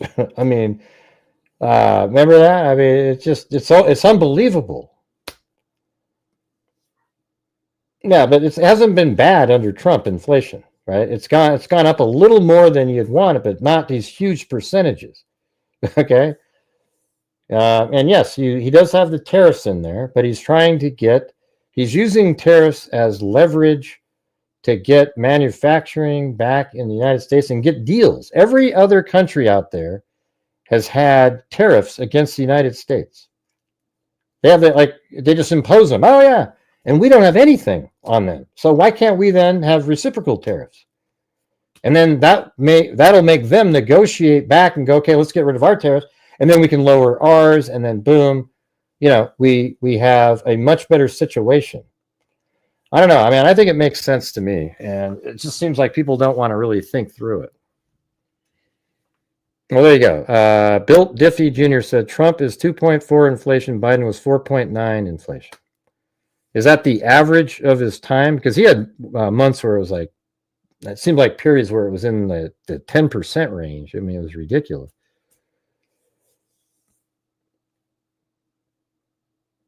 Yeah, he's only been in office for 6 months. Obviously, the prices are still being affected by the policies under Biden. See, that's what the left always does, man. The moment you take office, everything's your fault at that second. It's crazy. But, I guess all politicians do the same thing. Ugh. All right, you guys, I'm gonna get the hell out of here. All right, thanks for being here. We'll see you tomorrow. And as I always say, until next time, be safe out there. Yeah, I've been doing this true crime thing for quite a while now. And during this whole time, I have not seen one person that is a crime dissector, flag rejector. I'm a certified. We have state taxes in Oregon too. State taxes in Oregon. On a stretcher, if you try and see me like an old projector.